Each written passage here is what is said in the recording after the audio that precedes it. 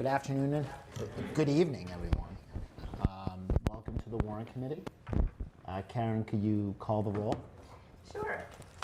We have Tom Caldwell, Lori Connolly, Elizabeth Dillon, Jay Fudling, Peter Mon, Julia Maxwell on Zoom, Brian McGuire, and on Zoom we have Aman Nagasi, Ronald Sia, and Judy Steele. You have the quorum. Okay, so I'll call this meeting to order.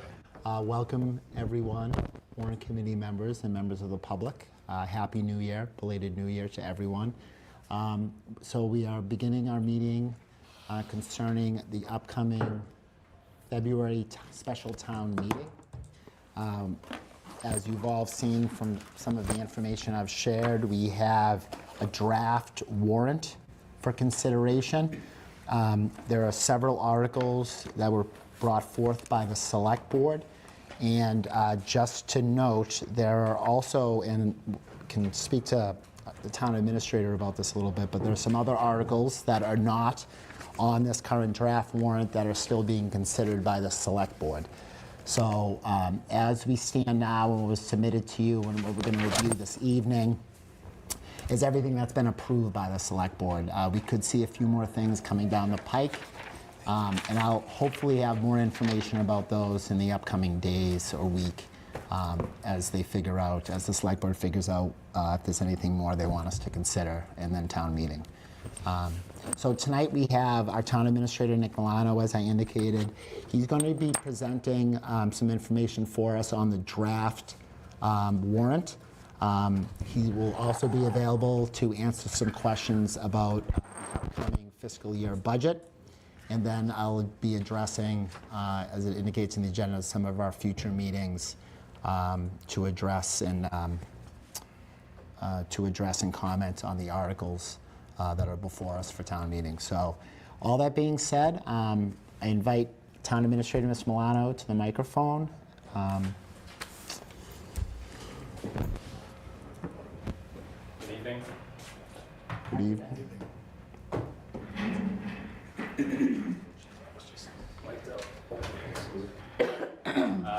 Thanks for having me.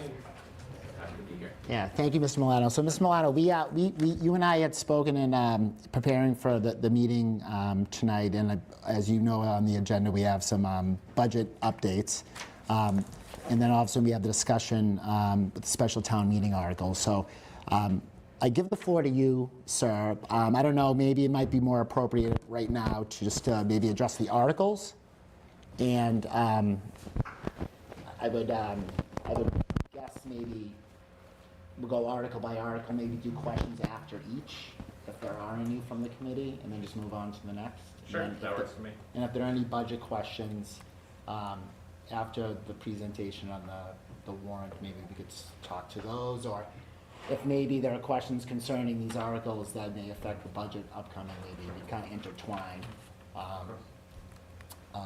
the conversation with both topics. So, Okay. All that being said, sir, Secretary Israel. I'll share the warrant, if that's okay with you. Of course. On my screen. So I'll go in order that's in the draft warrant that we distributed.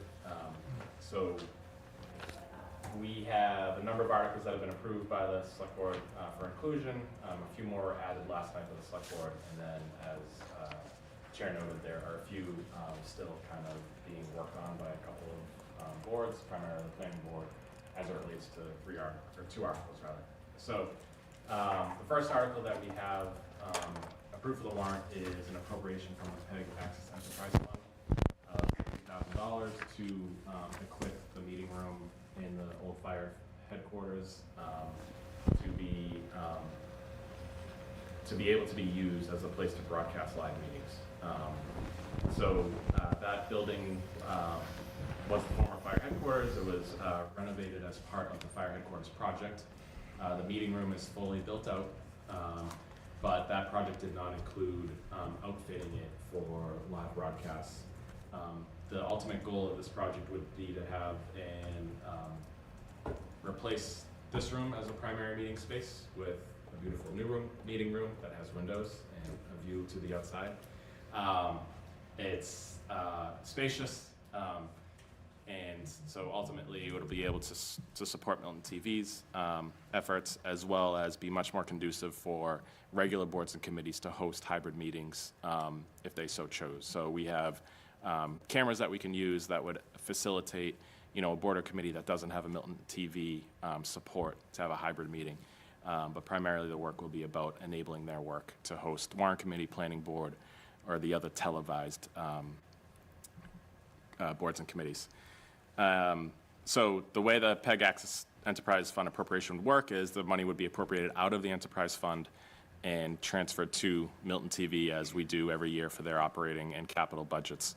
It would just be treated as another expense for them, a capital expense and a capital project for Milton TV to undertake to outfit that room. And just for further background, I know some folks are familiar with this and some aren't. So if you get a cable license to operate a cable company in Milton, the two that we have now are Comcast and RCN. On your own bill, there is a public educational and government fee. That fee comes to the town of Milton. We have an agreement with MPEG Access Inc., which is Milton TV, to transfer most of that fee on an annual basis for their operating and capital expenses, but it's not the full amount. So there's an additional amount that stays with the town, which is where we're recommending this appropriation come out of. So there's about $420,000 in that fund presently, and we're recommending an appropriation of $60,000 of that over to Milton TV for outfitting that room. I think that's kind of the lay of the land on that. And for this, and as with any of the articles, as I'm here to provide kind of the summary and the background, if there's additional information that would be helpful to your conversation and discussion, obviously myself, or we're lucky Shane's here, whether he's available to answer questions, but he is here. He or I would be able to get back to you with further information if needed. Can we take some questions? Sure. I have a Sorry. question. So was that money originally intended for something else? Is something going to get? No, What was it's, it targeted for, I guess? so it's part of the fee paid to the town, but our agreement with Milton TV doesn't say you get 100% of all the revenue. It says you get most of the revenue, but all of it, the town retains some of it to be used for purposes. It's been previously appropriated for the broadband fiber network that the town is building between its facilities. So it can be used as long as it's supporting public educational and governmental broadcasting and networking. So there's 420 in there now. Correct. Take out 60. What's the other 364? To be appropriated. It could support, say, Milton TV said, hey, we want to do a project to upgrade cameras. Hey, town, will you give us additional funding to do that? That's a But it has potential to be resource. It's restricted to quote-unquote PEG purposes. Gotcha. Did the build-out take into account the fact that Milton TV would be using that space? Not necessarily originally, but it's like drop ceilings. It's before it was built out, there was conversations to say, hey, this is what we kind of need so we can come in after the fact and do what we need to do. Sure. This pays for I'm just going to say, Oh, you absolutely. called on me because you did. So this pays for both the build out of the room and then also the equipment, or just the infrastructure? I would assume it would pay for both, but I don't know. The equipment that's needed? Yeah, installation and the equipment that's needed. Okay. And then my second question is, and then that room would still be able to be used really for any public meeting? So for our committee, the select board, whatever, any group that would normally be able to use like this room? Correct. The limitation that we face is with the boards or committees that they televise. Right. They need special equipment for Sure. that. So if that room is being used for the planning board and the warrant committee, maybe Thursday nights and Mondays and Wednesdays might be tough, but otherwise it'll be available, just as this room is. So the idea is just to increase available Meeting space, yep. and for them to be able to televise. Correct. Okay. And it functions today as a meeting room. It's being used. I know the Climate Action Planning Committee meets. We've had trainings in there. And it can be used for hybrid meetings. And it's set up for that. We have a screen in there, but this will just make it much more user-friendly. We're bringing over equipment when we need to on a regular basis now. Lori? Nick, will this allow, I think there's an issue with like staff. So could we have two boards, one here, one there, and have MATV supporting us? Or can we, does it not give us that flexibility? We have 2 meetings going live tonight, school you committee do? and warrant Okay. committee, but we do try to avoid that because of manpower Well, that's, constraints. that's, And that would still be the case, and unless, so yeah. it's not like we're gonna get, like, oh, every night we could have 2 meetings. Or we would not want to have 2 meetings that required MATV, Correct. I'm assuming. We still try to avoid conflicts where possible. Right. Same. 3 meetings. We have Julia on Zoom. Lori, I just lowered my hand. I think my question was answered, but I'll just confirm. So with this 60 grand, Nick, they would be, this is what is needed to be up and running and operating. There's nothing additional that would be needed at this point? That is correct. Thank you. thank you, Julia. Lori, And is the room on the first floor or the second floor? It's on the first floor. So the project included demo and renovation of the first floor, and then abatement and demo of the second floor and the third floor. We have not taken any real meaningful steps on what to do with the second and third floor. It only has one means of egress. It doesn't have an elevator, so there's complications with building that space out for public access. And there are a couple of other capital projects before us at the moment. if I could, Nick, I know you had described just some of like the tech. So it's essentially, it's simply technical equipment that's the money's being used for. Correct. Okay, and it's everything that we really have outfitted in every room that we have these meetings. So it's cameras. And microphones and the software and technology that goes along with it. The room is outfitted today. It's got, furniture, it has TV, it has that stuff to facilitate meetings today, but it doesn't have everything it needs to facilitate the live televised meetings. So the 60,000, and I don't mean to beat it, but the 60,000 is really is the final step in having this thing fully operational. Right. Okay. Yes, sorry. Oh. So, just one quick question. So, over what amount of time did we gather this $420,000? And what is the lifespan of this equipment? Like, how long do these things last? And we'd have to replace them, and then how long would it take to generate this amount of money again?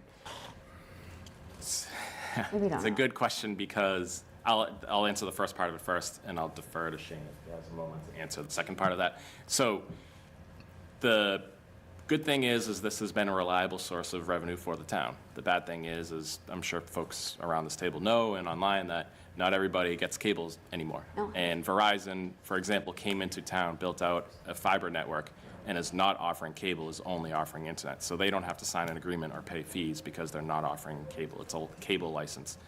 And so over the long term, as cord cutting continues, unless changes happen at the FCC or locally, this is a slowly declining revenue stream or a less reliable revenue stream. So there will need to be big picture conversations about ensuring that Milton TV has funding in place for the long term.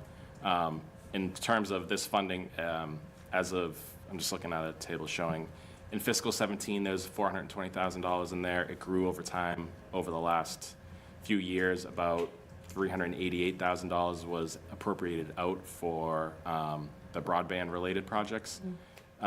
So it had grown to, I think at its peak was about $740,000 and has kind of come back down. And then over the past couple of years, it's been building back up. So it was 367 at the close of fiscal 23, and it's up to 420 now. So year over year, it's like 30,000. 30,000. Yeah. Okay, so the amount that we're seeking to appropriate is about roughly 2-ish years. Yeah, with recover. the acknowledgement that Might be less. it might be less as Okay. the fee revenue declines as fewer people necessarily have cable. And then Shane, there was a question about lifespan of the equipment and replacement thereof. Hi. Chose the right meeting to work today. If you could just introduce yourself. Hi, I'm Shane Brandenburg, Executive Director of Milton Access Television. That was a longevity question, yes? Yes. Usually 10 to 15 years. It depends. We did this build out in this room in 2021, so we're approaching about 4 years here. I would say with the way technology's going, sometimes something comes up and, you know, maybe it's 5 years, maybe it's 15 years. I would say I've been with the company for 13 years now. So we went complete rebuild out of this room in 2021. So within that 10, but the equipment in this room was installed in like 2008, I want to say. So the major upgrade was 13 years later. So we project 10 to 15 year lifespan on this. And just one thing, the meeting room will be a dual use. In other words, there will be 2 tracking cameras. So any board that meets that we don't necessarily cover, it'll be a completely automated system. And they can just turn it on and the cameras will follow them and they'll do the Zoom and we don't have to be there. And we can get the recording if someone wants it for later. Meetings that we do record and cover, it'll be 2 staff members just like this evening, same setup type thing. And we'll have a 3rd camera when it's a live broadcast, so we'll actually have an additional camera so we can actually move it around and do other stuff. Okay, anyone have any follow-ups to that? Any? Okay, Shane, thank you very much. No problem. Appreciate it. Thank you. Thank you. All right, so I'll move on to the next article. In my packet, I have, this is the home rule petition related to additional liquor licenses. So I'll give a little bit of background information as to how we arrived at this proposal.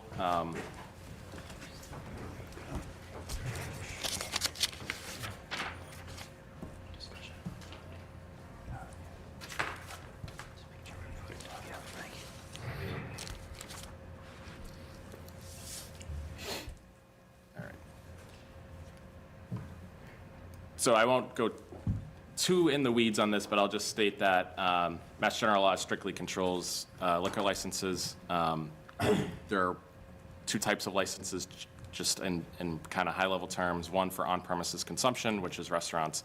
The other is, they say, off-premises consumption, which is package stores. Generally, there are 3 ways communities are categorized based on whether they can issue liquor licenses. So the legislature says whether cities and towns can issue liquor licenses. There is a quota system in place for most communities that says, based on population, you have 15 licenses for on-premises consumption and 6 licenses for off-premises consumption. That's most communities. There are a number of communities that in the 1980s opted out of the quota system when that was a possible option. And then that's a smaller number. And then there's a few towns, and Milton is one of them, that had voted against allowing sale of one or both kinds of licenses back in the 60s and 70s.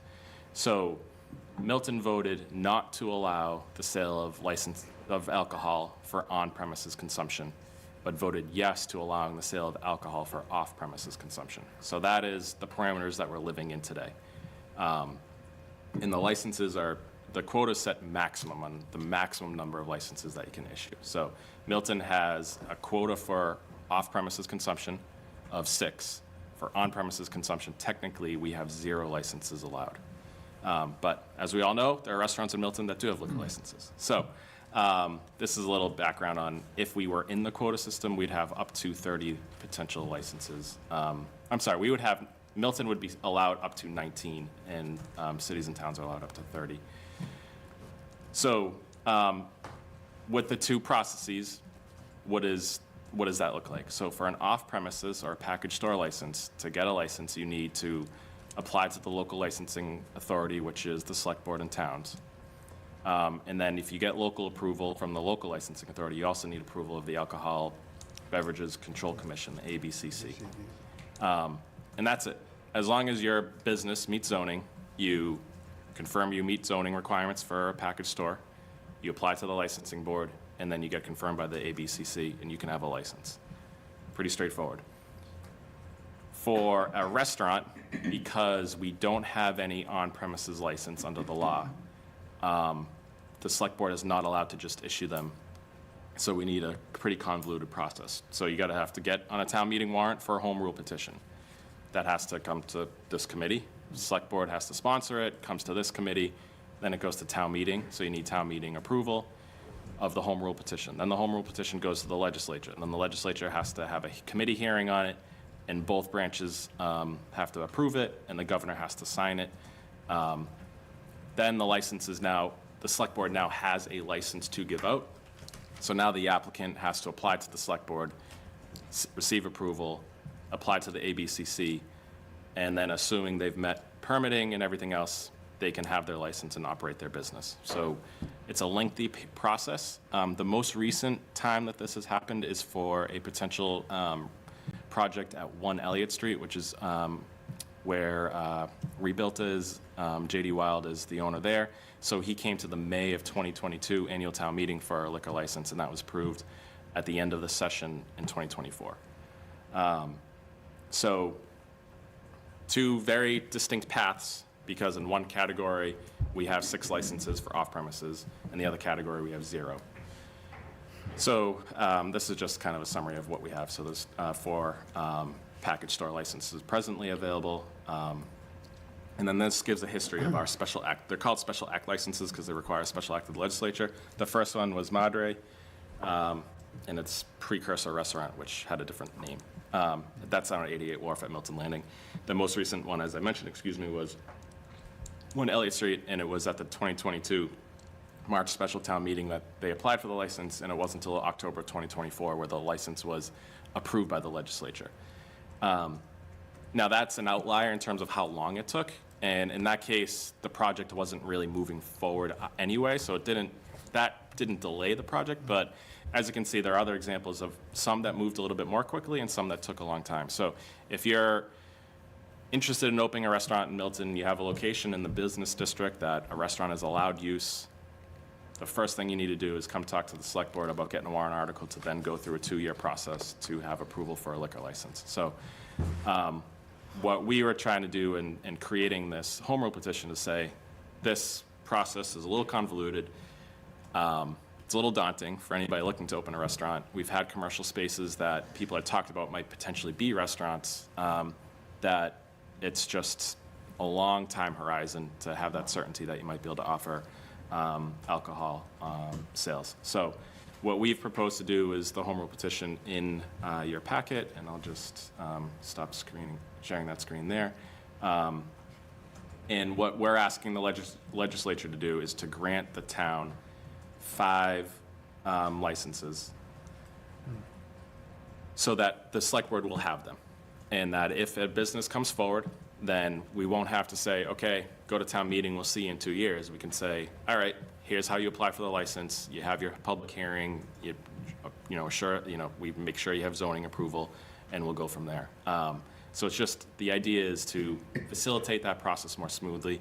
Today, there's not necessarily anybody in mind, but it's more about preparing for an opportunity to make that life of a future small business a little bit easier here in town. So that's the proposal, and I'm happy to take any questions on that. I have a question. I think you said it, but I didn't understand it. Why wouldn't Milton be under the quota system like every other town? That's because of the result. So the way Chapter 138, when they instituted at some point, they said, we'll put this question on 3 successive state elections. If you vote no 3 times in a row, then you're out. So Milton voted no to on-premises sales in 3 successive state elections. So it exercised an option to not allow these sales. Conversely, it voted yes for the off-premises sales at those 3 state elections. I mean, would it be easier to try to get the state to change the law, or is that just impossible? So Probably. it's, All right. it's more, I think something like that, what I would suggest would be nice if they changed was to address issues like this, to say, hey, cities and towns, if you opted out, here's the process to put the question back in front of voters, but even that avenue doesn't really exist. So that would be, a logical option, but it just doesn't exist. So there have been other communities that have done acts like this to get a certain amount of licenses, to put the question back in front of voters. And then often, like communities that have reached their cap will go to the legislature to say, can we have 2 more? And the legislature says, sure, you can have 2 more. the city of Boston runs up against this problem, and they just got approval to add 250 over 5 years, because they have the same issue where licenses cost $500,000, and, you know, local places in the outer lying neighborhoods are selling them to downtown restaurants. So it's not a problem only in Milton, but this one's a little unique in of how we landed in this position. That was my question, whether other people have done it. Thank you. Sure. So you said that under a quota system, we'd probably wind up with 19. Yes. Why 5? Is that what you're asking? We are trying to get the ball rolling. It was kind of like, we don't want to ask for 19. So nobody would say yes to 19, but... I don't think, yeah, it felt, and if we were sitting here today and said, all right, you know, we've been approached by 3 restaurants that want to open, then, you know, those would consume the first 3. Would that change? Perhaps, but since we don't have anything directly in mind, it felt, and the legislature could come back to Milton and say, hey, we know you filed this home rule petition for 5. We actually just only want to give you 2 right now. Like, that is still a possible outcome, and the language in this would give the select board and the general court the authority to tweak that if necessary, and that's possible, and they might add other language, but primarily it was just kind of a starting point. Thank you. Sure. Ms. Milano, in terms of what you just indicated, like the legislature might come back and say, we're not really interested in giving you 5, we'll give you 2. Is that something that typically happens with these home rule petitions? Do they kind of back off, or do they just acquiesce usually to what the feedback we've gotten is if the local legislative body approves something and the local legislators support it and advocate for it at the State House, it's usually pretty deferential on something like that. But there may be other things that they look for. And our special act licenses now, just so folks understand, they're tied to the address that they're granted for. So Madre's example, it's a license that is for 88 Wharf. And so if that restaurant closes, they return the license to the select board. The select board can reissue it at that location. The same thing with the plate at 10 Bassett Street. So that's closed. The license wasn't reissued to the plate. We expect an application from a potential future restaurant, but it's for the license for that location. So often that's the language they'll add to this. So that may be something that gets added as an example. So hard to say, but I think generally they're deferential. The liquor license stuff is a little tricky up there, so we wanted to get the ball rolling because this could take a little while to get through and work out some of the back and forth around that. Still? So now it's kind of a per project application. Would it be kind of, if the select board were to have 5, and maybe you don't know and it would just have to be, you know, we'd have to see. But if the select board were to have 5 in the bank to be able to award, would it be like kind of a first in time, first come, first serve situation? Would it be a, let's look at what areas don't already have restaurants? Would it be a meet with the neighbors situation? Do we know? Or it's just like you applied first, fine, that looks good, hand that one out and then see how it goes? Yeah, I think our approach at this point is it would be, since there isn't a business in mind Sure. or that has approached us. Right. So I think it's more about let's have them to respond. Mm-hmm. I think the restaurant use is only allowed in a business district in Milton. Sure. Business districts in Milton are pretty limited, so it's a fairly finite geographical area where these could go under current zoning. Obviously, zoning can change, but under current zoning, it's a fairly limited area where that use would be allowed. Ron? Hi. Thanks for your explanation, Nick. Very helpful. I had 2 questions. First, do you know, and you may not know this, but has the town voted against any requests for a liquor license recently? I don't know the history. To my knowledge, the requests that came to town meeting have all been successful, but I don't know the perfect answer on that one. Okay, thanks. And then the second one, if hypothetically, if we get through these 5, let's say it gets voted in and we get through these 5, any subsequent requests, would it go back to the select board or would it go back to a town vote? So is this supposed to be 5 and all future requests should go through the select board, or would it be these are 5 for the select board, everything else stays with the status quo? Just wondering which. Right. So all this would grant the select board the authority to issue 5 additional licenses. If it does so, and a 6th was requested, we would either go back to town meeting for the old process, or we would go back to town meeting with a home rule petition to request an additional 5, additional 2. But after these 5 are used up, then it would be back to kind of either a home rule petition for a restaurant by restaurant case, or town goes back to the legislature and requests X additional licenses to keep it going. Got it, understood, thank you. Judy. And then Liz. Thank you.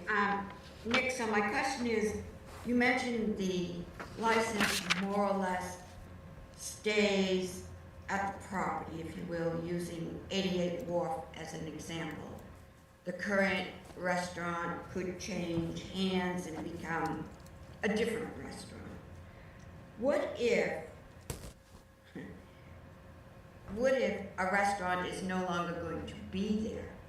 What if the current restaurant closes, the space is taken over for a different kind of business, and now what happens to that liquor license that would have stayed at 88 Wharf?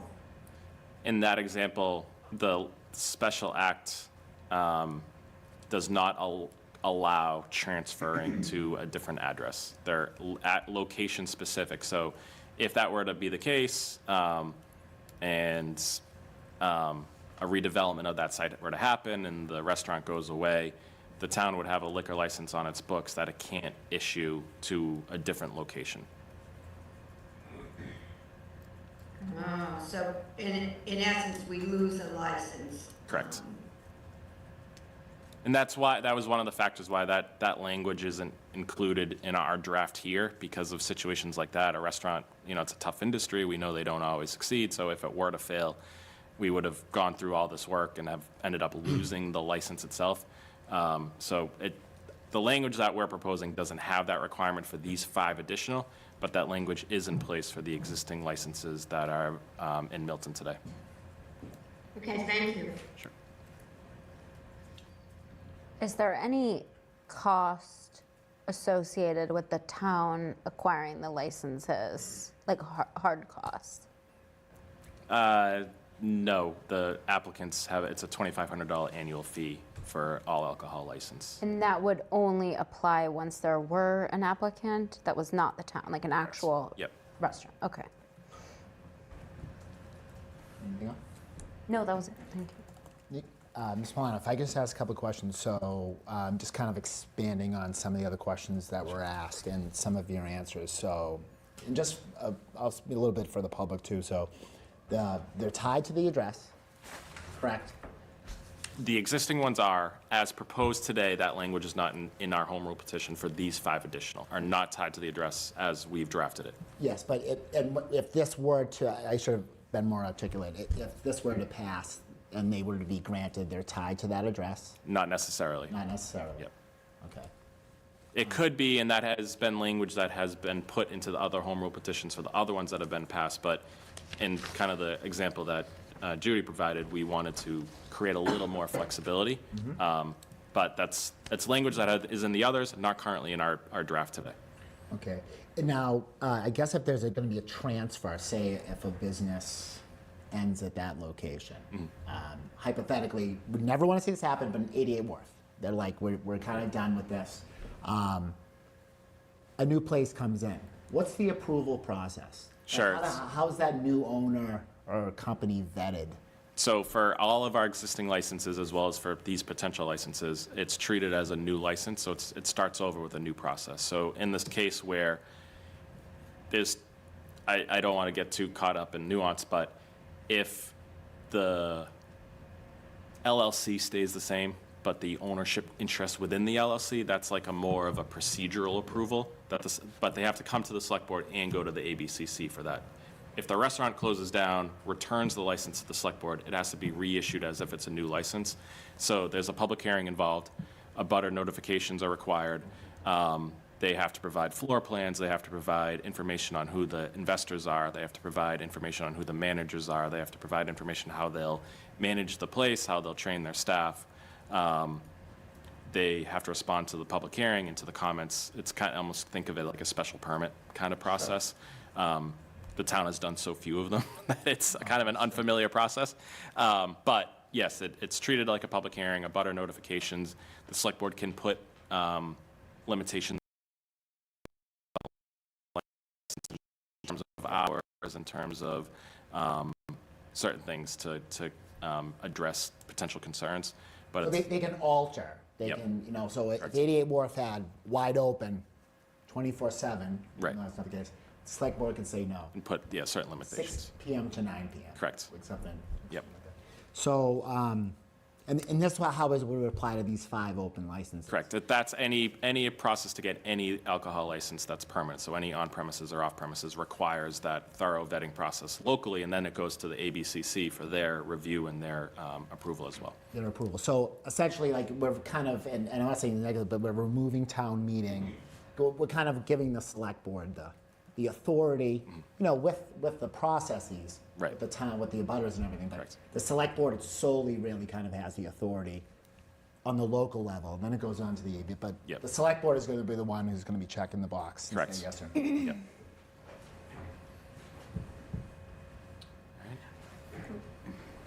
So the Madre example, they decide to close, they turn back the license, a new investor comes in or new owner, opens a different, they get that license back automatically because, Not on, but it's, if they have to go through a process, Yeah. but if they. it's they- that license for that address that would be reissued. So it comes back to the town, doesn't go anywhere until we get a new application, go through a new process, approved locally, approved by the APCC, and then that license for that address gets issued back out to the new XYZ restaurant. But there's a public hearing Correct. associated with that? Yep. And they can change the rules from what the license used to be Sure. to what it, Yeah. they It's want. treated as a new Brand- entity. Okay, thank you. And that's, again, we'll see what happens with 10 Bassett Street, but we'll go through that process for any potential restaurant that were to replace the plate. It had a liquor license, not really used as much as some of the others in town, but it did have one, Right. and there would be a similar process that would be required of the new applicant. That's what where I was going. Sure. Because it sounded like, oh, whatever the plate had is automatically given to the new. No, it's treated as a new, it requires the whole process. Okay, thank you. Sure. It should think of it as an address versus an entity. Right. And the address doesn't have all the specifics of how it operates. Correct. The entity does. Sure. So the streamlining here that is being proposed is because, one, we would have all of the licenses in pocket so that we wouldn't have to go to the legislature multiple times, but also that we wouldn't have the town meeting. Would that be like, but that's it. So it would still go, Right. as Lori was saying, it would still go to the select board. So where you're, if I'm right, where you're seeing the time savings is both with the legislature and then maybe also a little bit with town meeting. Correct, yeah, town meeting and the home rule petition that goes to the legislature. Those are the two pieces that normally communities don't have to go through. Milton does, and we're just trying to say, let's kind of be like everybody else, not subject ourselves to the legislature's control if we don't have to. Any other questions? Okay, Thank you. sure. Next one is keeping with the theme around alcohol. Sorry, so, this next article is to amend the general bylaws of the town regarding alcoholic beverages. So presently, consumption on town property is prohibited. And we have language here that would allow consumption or sale of alcohol beverages on town property. We're not looking to have massive parties or anything. However, we occasionally get the requests for the use of town land for events that would go inside with a one-day alcohol license. the events down at the East Milton Deck, we've been approached for a one-day alcohol license associated with that. I know the library trustees have talked about having small, lower-key events that might include, beer or wine or what have you. So what we are proposing is not to just outright allow it, is to say, sure, there may be limited circumstances in which it makes sense to allow this to happen. But two things have to happen. You have to have approval of whoever has care, custody, and control of the building or the land. In the case of the library trustees have to be supportive. In case of the Council on Aging board would have to be supportive, and you need the approval of the select board, which would inherently need to approve it for the issuance of a one-day liquor license or a one-day alcohol license. So it's to shift away from an outright blanket prohibition to a more, sure, there may be events that this makes sense. We'll take it case by case with the approval of entity that has care, custody, control in the select board. And then obviously all the other requirements under general laws as it relates to alcohol would still be in effect. We require indemnification of the town. We require insurance coverages. So we would continue to do that for using town spaces going forward. So that is the gist of the proposal. It's chapter 105, of the general bylaws that we're proposing to change. So to take what's there today, remove it, and replace with the proposed language in the warrant. And the requests have been right now for the events down on the East Milton Deck, which are Halloween and the tree lighting. The Milton Arts Center occupies a leased town-owned building, and there was already a carve-out saying that if you lease property from the town, you're allowed to host events with alcohol service with a one-day license. So that already takes place. But those are, what we have in mind presently is what we'd expect. And then maybe one or two other boards or committees might have interest for, programs curated and driven by themselves.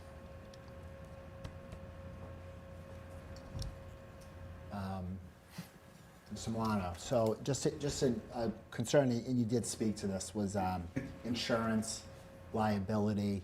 Can you speak on who carries that burden? Like if this is using the town deck, there were an incident, accident, that could be attributed to perhaps alcohol use. Sure. Especially with all the roads. And, could you speak to that? Yeah, we require that whoever is having the one-day license indemnify the town and have the appropriate insurance coverages. Are there any requirements in terms of caps on money cap and liability? I have the policy, I just don't have it in front of me. I could provide that as follow-up. And where this would be, so that's how we approach events in general. Sure. Where we're talking about something new that we'd be doing on town property, we'd be checking in with the insurance company prior to that to make sure that we're complying with whatever they would want to see from us. Typically, that's indemnification and being carried as an additional insured on anybody that's using any of our property. And just to follow up to that, it's especially, and I'm just thinking town properties and the deck, and I think it's lovely to get people together like that. Is there any requirements for police presence, like a detail unit or anybody there? I know what I've seen, I live in East Milton, so I know the police are there, but is there any requirement that would put forward to have a paid police detail? So there's nothing in the bylaw that would require that for the two events that the town participates in, and those two, we work with the chamber and others to make sure, just with the sheer amount of kids coming and going, that there's, coverage at each of the crossings. That's how we've approached those events. That's how we'd approach them going in the forward. We'd play it, case by case as it came forward in terms of if there's additional asks. But right now, what we're responding to is those two events in our mind, and then we'll play it by ear to see as things come forward. But where this is, again, this is emanating from those kinds of events. Sure. And then, we have the farmer's market down at Wharf Park. Maybe there's something they might want to do, and we would have to play that kind of case by case as well. Liz? Would this be viewed each time you'd have to go, the chamber would have to go and get permission each year. That's Not how just we like are a treated. one-off, hello, now you have permission to have it. So that, to Tom's point, so if there were issues, they could be addressed, made sure that we were meeting them the next year. To your point also, I was curious whether there's a requirement for a bartender as well, because that limits liability in some instances as well. If the bartender serves it, I don't know. It would depend on how much people were drinking. So we've, in those events, again, with our experience, it's been, Navarre Abbey Park has been brought in as. Okay, yeah, So makes sense. it insulates that a little bit. That works for us. It makes it easier for us and makes our life easier. And to answer the question, no, it's, every event requires approval in advance, whether there's alcohol or not. So any use of, whether it's the town green here with the gazebo or Manning Park, or even Wharf Park, requires approval ahead of time from the select board as it stands today for the use of town property. So it's not gonna be bring your own cooler? No, well, Or could not it stated as such, correct? No, it would not be. I'll be on record. It's on record, say bring your own cooler. be? Well, because you want it to be cool. Or water and sodas only. We get the Warrant committee. Oh, that might not work out well. Mr. Funley. Is there, I believe there's a house right next to the cemetery that's owned by the cemetery and is rented out for people to live in? Correct. Do I have that correct? Yes. Yes. What do you think my follow-up question? We haven't considered that case. It's leased. It's leased out. Well, the old language talked about lease, the new language does not appear to. Right. Haha. Haha. Interesting.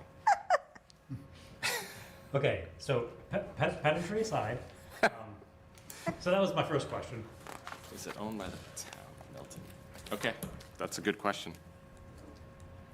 And my second question, when they say town property, this encompasses parks, it encompasses schools even? I can Correct. imagine if Yep. PTO wanting to have a classy event like the library does, all is included? Correct. It's meant to encompass any town of Milton land, including 211 Center Street, next to the cemetery. Hopefully they're asking us for permission. Every time. Every time. I feel like we are gonna call the town. Excellent point, Jay. And, you know, just to expand on just the language, I assume that alcoholic beverages include spirits, beer, liquor, liquor, wine, and spirits? Correct. And we it alternates between what people ask for. Generally, the one-day licenses often are usually just beer and wine.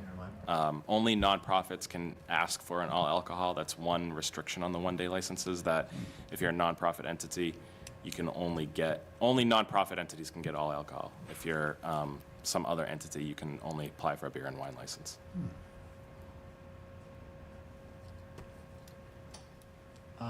Nick, you know, maybe just like some future clarification on the lease question of the. I don't think we're leasing too many properties in town for private residences, but. Yes, no. We took that out thinking about the art center because they're covered under this. It's town property. They need to come to us anyway. They come to us because they're only doing one-day licenses, so they need the select board's approval anyway. So the 211 Center Street is a good question. Anyone else have anything on the? Thank you. Sure. Sorry, I'm thinking about as we're pointing out in the parks, in the schools, the PTOs are gonna wanna have some event. Won't that somehow start setting a precedent? Because, I don't know, has anybody chatted about that? Like, how do you say, once you say yes, you can have an event and have beer and wine or full alcohol in the park, then every time somebody comes with a different event, what would be the decision-making criteria of how we would approach that? I don't think the select board has laid out a policy in mind. I think we are planning to take it on a case-by-case basis and expecting a excuse me, a slow rollout here, but I also would assume some deference to the entity that has care, custody, and control. If the school committee is supportive of a PTO, for example, of having an event, and things go well, take that into consideration as well. But it's going to be up to those entities as the kind of the first stop to say, you want to go down this road, and then come to the select board with the request. So it's kind of a two-step process for everybody. Go ahead. Yeah, you're picking a thing in my mind here. So with Lori's slippery slope argument, now I'm concerned about it. So, well, one, I mean, I thought that was a good point. But two, I'm interested in who's enforcing this. So there are some rules about, like, I know you're only supposed to have 2 drinks at the bar if you're not eating food, and maybe that is or isn't enforced, and I'm not naming names, but who's in charge of enforcing this? And are we concerned about additional enforcement being needed? Because if you have a situation, to Lori's point, where now people are being able to drink in the Island Oasis, the deck, as Ian likes to call it, the Island Oasis. So if people are drinking there, now, that's not so abnormal. Now who is checking to make sure that those people have a permit? Who is making sure that this is being enforced? So that it's not just like people are just drinking in the middle of East Milton Square all of a sudden. I don't want to speak for the select board. Sure. We're not contemplating massive events on a regular basis. Okay. The request could come in, and maybe it causes them to pause and say, okay, how do we want to handle this? I think we're responding to what is anticipated to be a limited number of requests for a few specific events that are already taking place today. But if there's a greater appetite and a greater interest, then they'll have to, put some parameters in place. And ultimately, the entity that gets a one-day license, if they have to answer to the select board, they have to answer to the ABCC. It's not, you don't want to mess around with alcohol and violations associated with it. So, But who's enforcing the people that don't have a license? Now, people could see somebody drinking in East Milton Square and say, oh, we're drinking in East Milton Square now. And so if somebody is there without a license, I mean, the police, but it's still public consumption, and it would be prohibited. So it would be, that would be criminal activity. I'm just at that point. concerned that we're going to see an uptick in that in our wonderful police force. I don't want to increase their burden. Well, not to answer for you, but maybe I will, but like, it still has to be a one-day event that's Right. approved by the selectmen. And they should be, like any bartenders that serve it, have to be tip certified. Correct. And that's part of the deal. Yeah. So, I guess it's like, there's not gonna, as long as it's a one-day event, and you know that something's going on, the Halloween event or something like that. Mhm. But the day after, there shouldn't be anything going No, but 2 weeks later on a Friday night, 4 to 6, it's a nice, lovely spring night. And we just did something else that got approval. And there's a group of people that say, oh, I think we can drink on the deck now. And they go down and they are having cocktails. I hear the concern. It'd be something we'd have to address. I think we're a small enough town that we would be able to kind of pinpoint who might be responsible and have eyes on it. But I think where the board is coming from is expecting a few discrete events a year. Let's get approval to do that. It's not saying it's limited to just that, and maybe over time there's additional events that aren't contemplated today, but it's possible. And you would expect most of these to be indoor events as opposed to standing on the deck and throwing Yeah, again, I mean, expressway? With traffic. the Council on Aging and the library trustees are the only ones that I've heard have talked about maybe having something potentially, but nothing even concrete from them. It was more like, oh, thanks for talking about this. It's something we've had some interest in. So. Liz. I don't want to keep beating down the door on this point. However, as a fellow East Milton resident and a person who's concerned, if we were playing Liz Dillon, What She Says at Warrant Committee bingo, you could check off your I'm going to mention traffic in the square, because that is a real concern to people in our neighborhood. So again, I mean, I would just say that I'm concerned about enforcement. Sure. I know that it's irrelevant, but I know in the recent planning board meeting, a lot of concerns were raised about enforcement of different rules in East Milton Square. And so who's enforcing this?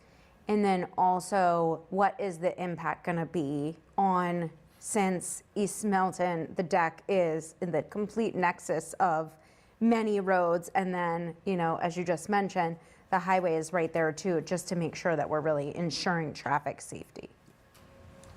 Because we have had accidents where people get hit right there. Or just ram into the Christmas tree. That too.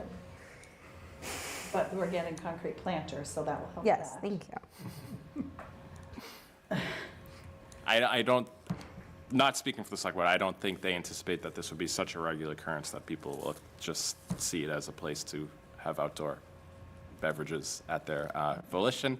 I think they're anticipating, the chamber did the first Friday thing at the end of the summer, and then Halloween and Christmas are the 3 events. That was September, October, and December, over the last several months that were the only events, and there's nothing in our mind planned for the spring as of yet.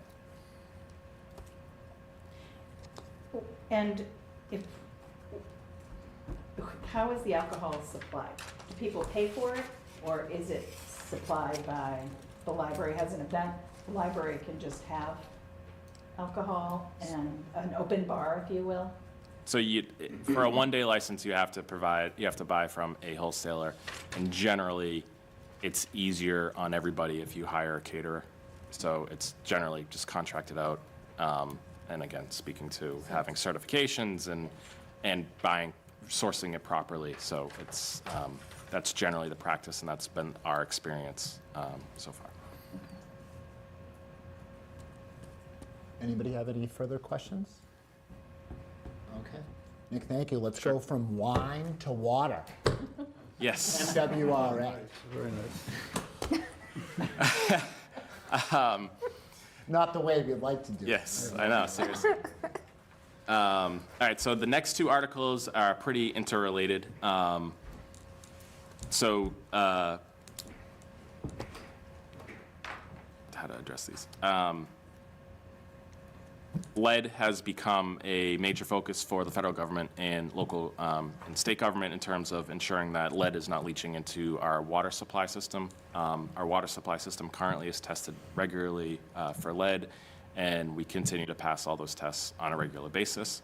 However, there are service lines in Milton that are comprised of lead or galvanized steel, so if I have that right.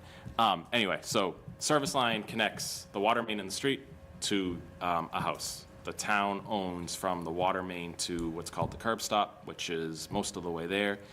Property owners own from the curb stop into the house. We are seeking funding through both the next 2 articles to further our understanding of what our current lead quantities are. And if you give me a minute, I'll pull up some data now. But what has taken place over the last year, and you may have gotten notifications, or you should have gotten notifications in the mail, hopefully you responded, was surveys saying, hey, go down in your basement, find out where your water comes in, tell us if you have lead or not, tell us if you have copper. So we're trying to build our database to understand what private service lines look like.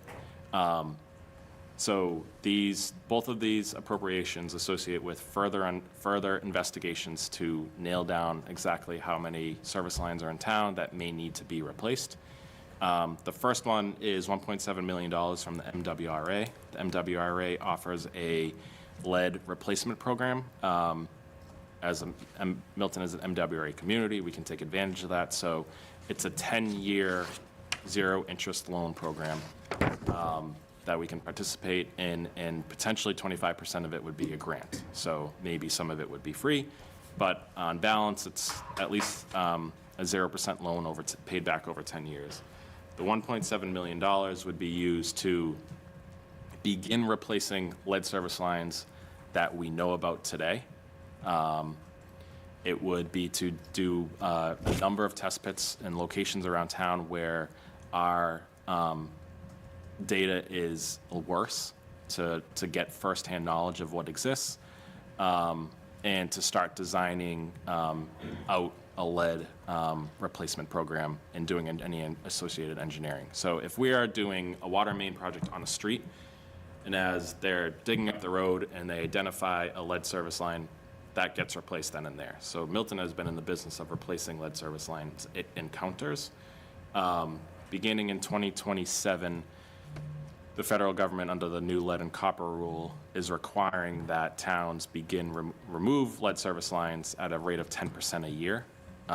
So this is something we have to do at some point, no matter what. Luckily for Milton, we're in the MWRA, we can get no interest money to do so. So that's the parameters. The next article is, how much is it? $200,000, and the goal here is to do the data entry work, the studying work, to further qualify how much. So the first one is to actually get in the ground and do some work. This one is to develop our lead service replacement plan, do studies, engage with homeowners further. So the second application would be an application to the, now I'm blanking on it. So the state government has a program as well, that has been a grant program, so up to $200,000 in grant funding to fund these activities. So the goal here is to take advantage of either loan interest-free money or grant money to further understanding of lead service lines here in Milton. And we have a bunch of information on the DPW website about lead service lines. If folks are looking for more information, DPW Director Marina Fernandez can answer many more questions than I can about this. So if there's interest in a more in-depth conversation, we can certainly coordinate her to come down to the Warrant Committee before the town meeting. And I'll just, if I can find my data here. I think it's less than 50 lead service lines that we know about today, but I didn't have it up.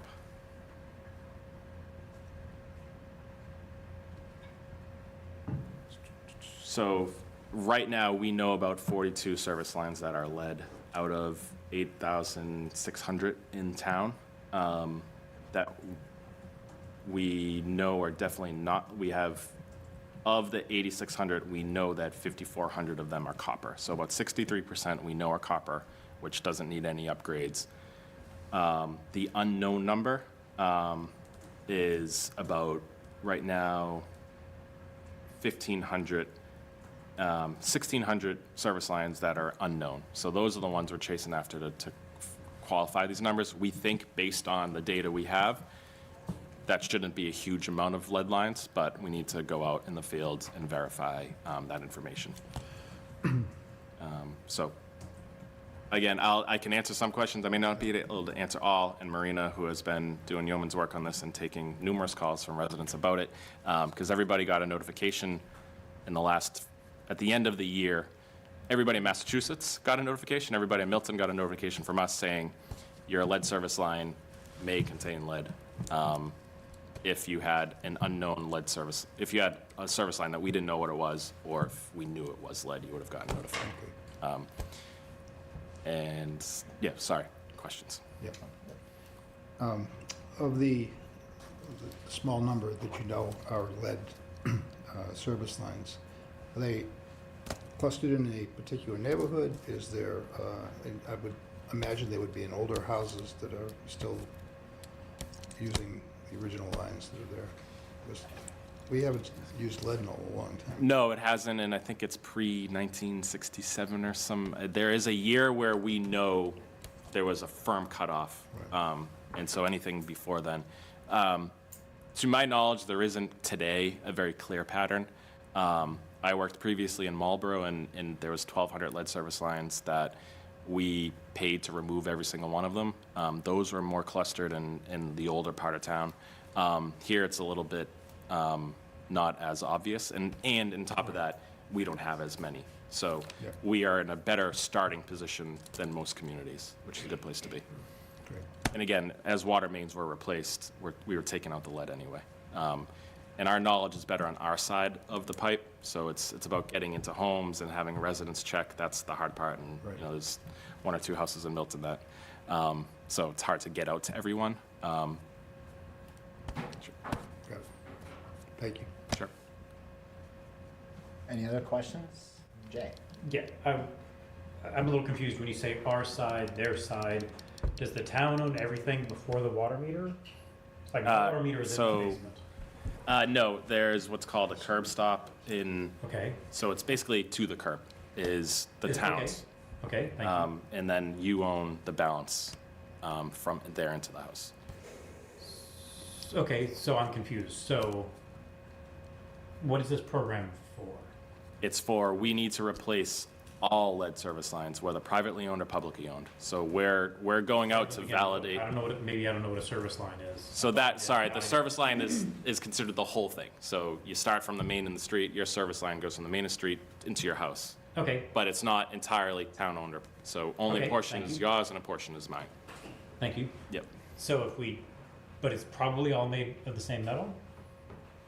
Generally, yes, but not every time. So again, this gets to Okay, that's fine. the difficulties with verifying some of that information. So if my house has a lead one, the town owns a small portion of it, I own a longer portion of it, the town would pay for the whole thing to be replaced, or this program would pay for the whole thing to be replaced? So right now, that is how we've been treating them. As if we're going to take on replacing all private lead lines, that's when we'll have to have a longer conversation about what that might mean, because, you know, if it's, I don't know, over here between the Parkway and Blue Hill Ave, the houses are close together, their houses are close to the street, and there is not a fancy, you know, stone wall, maybe that's cheaper, but in another place of town where there's a longer distance between house and street, maybe that's a much more expensive endeavor. So communities will reimburse. The city of Boston does, you know, they'll pay for the first $5,000, homeowners will pay for the rest. Okay. So there's different ways to develop that program, and that's one of the pieces that we'll have to do going forward in terms of when it comes to wholesale replacement of all private lead lines is what is the plan? And the first step that we're trying to accomplish here is how many of these problems do we need to deal with? Okay, so the second article, the 200,000 is to find out how many, and the 1.7 million is to do the work? I'm just pulling up the budgets for both. Give me a second. I thought they were in the packet, and then I realized looking at it that the budget docs were not included. Okay. I can tell you the question I'm gonna ask is, why don't we ask for more? 1.7 million, let's ask for 17 million. Is that? We may need to, however, we don't know. Okay. And we may come back with a subsequent appropriation saying, hey, there's 150 lead service lines that would cost $5,000 each to replace them, so we'll come in and ask for that money. So right now, they're planning to do, replace the ones that we are aware of at $4,500 each, 450 test pits, and then expecting to find lead there, replace some of those that we find. And then there's cost included for designing that, doing any of the permitting that's required, and the department has plugged some funding for police details and such. So the $1.7 million is funding replacement, test pits, design work, and any potential police details. The $200,000 is funding our outside engineers and their work in terms of taking that data and making sense of it and doing the reporting that's required, both local in Massachusetts and to the federal government. Okay, thanks. You answered my next question, who that was going to. And at the end of this, will we be able to say we have 0 lead service lines? The goal. I got one of those letters that said you might or might not have lead in your water. And I thought, well, this is enough. And then I forgot about it until tonight. Yes. Well, you can go home and try to figure out if it is lead. Maybe I didn't read it closely enough. Okay.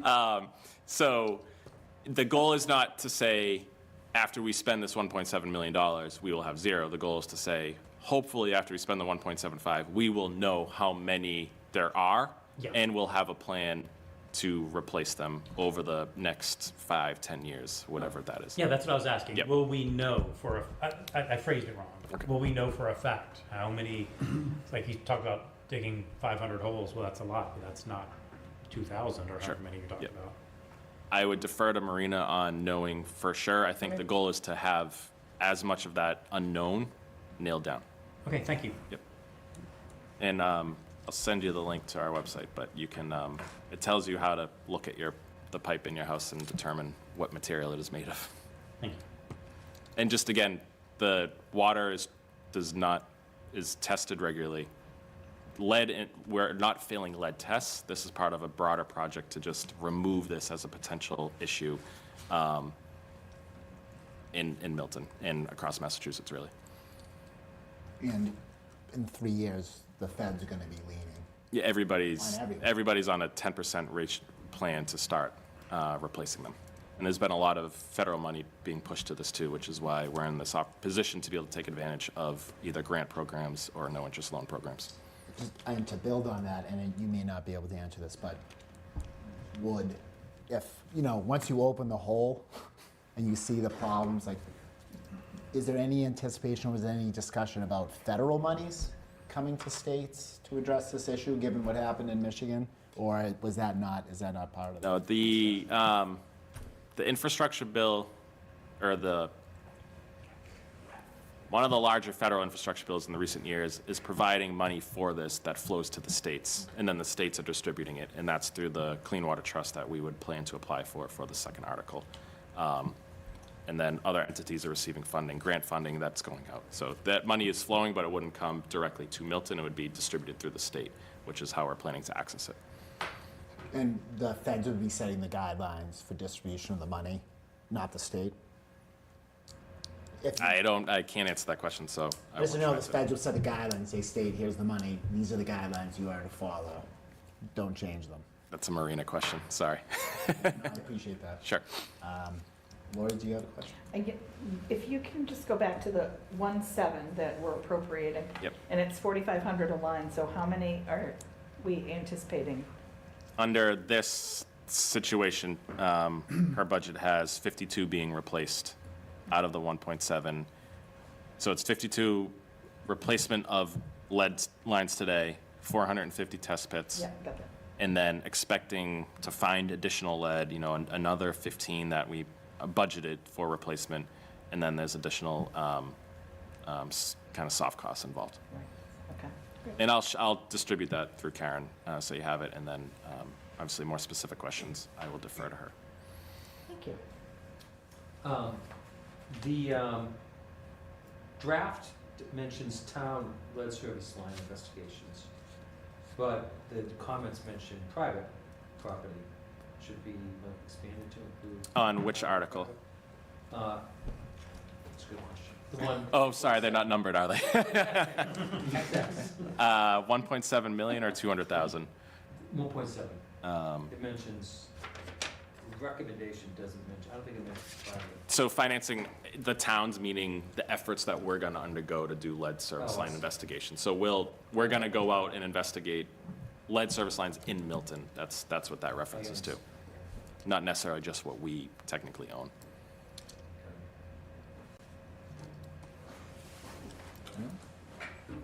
All right. And we can discuss after Ms. Milano if we want to bring the engineer in. Okay.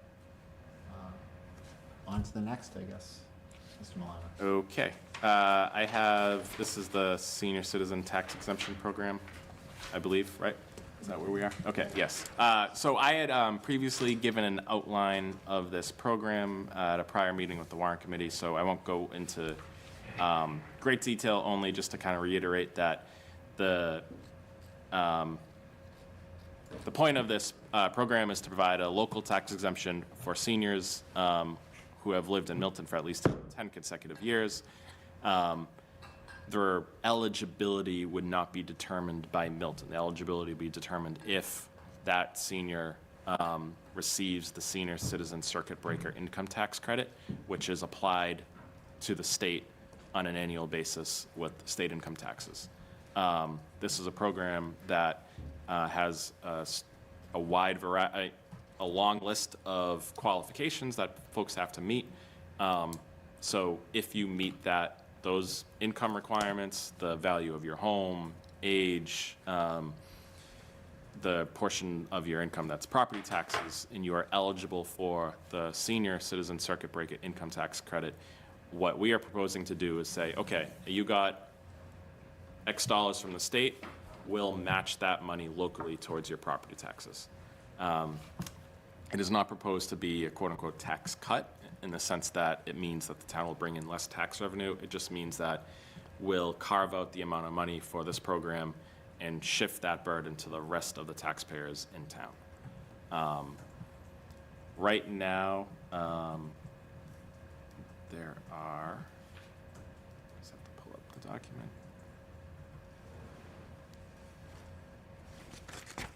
In terms of what this might look like for costs, the tax credit was recently increased through the big, one of the new tax laws that was approved by the legislature. So for tax year 2024, which is the current tax year, the total maximum credit is $2,730 they can get from the state. And the select board has talked, in the language in the home rule petition authorizes the select board to set a match percentage. The board has talked about perhaps a 50% match, which would be, if somebody got the maximum, it'd be what, about $1,300-ish on an annual basis. So that is kind of the broad outlines. We've been in touch with a few other communities that offer it. A lot of the communities offer a 100% match. However, with the increase in the credit that the state is offering, some of them are having conversations about what that should be for this year. So how this would work is you would file your taxes in the spring for the prior tax year, and then you would apply to the assessors in the summer. And then the tax exemption that you would receive would be for the property taxes that followed. So it would constantly be on a lag. In terms of your eligibility would be for the tax year prior, but you'd receive the benefit in the fiscal year that follows. And if we were looking at, so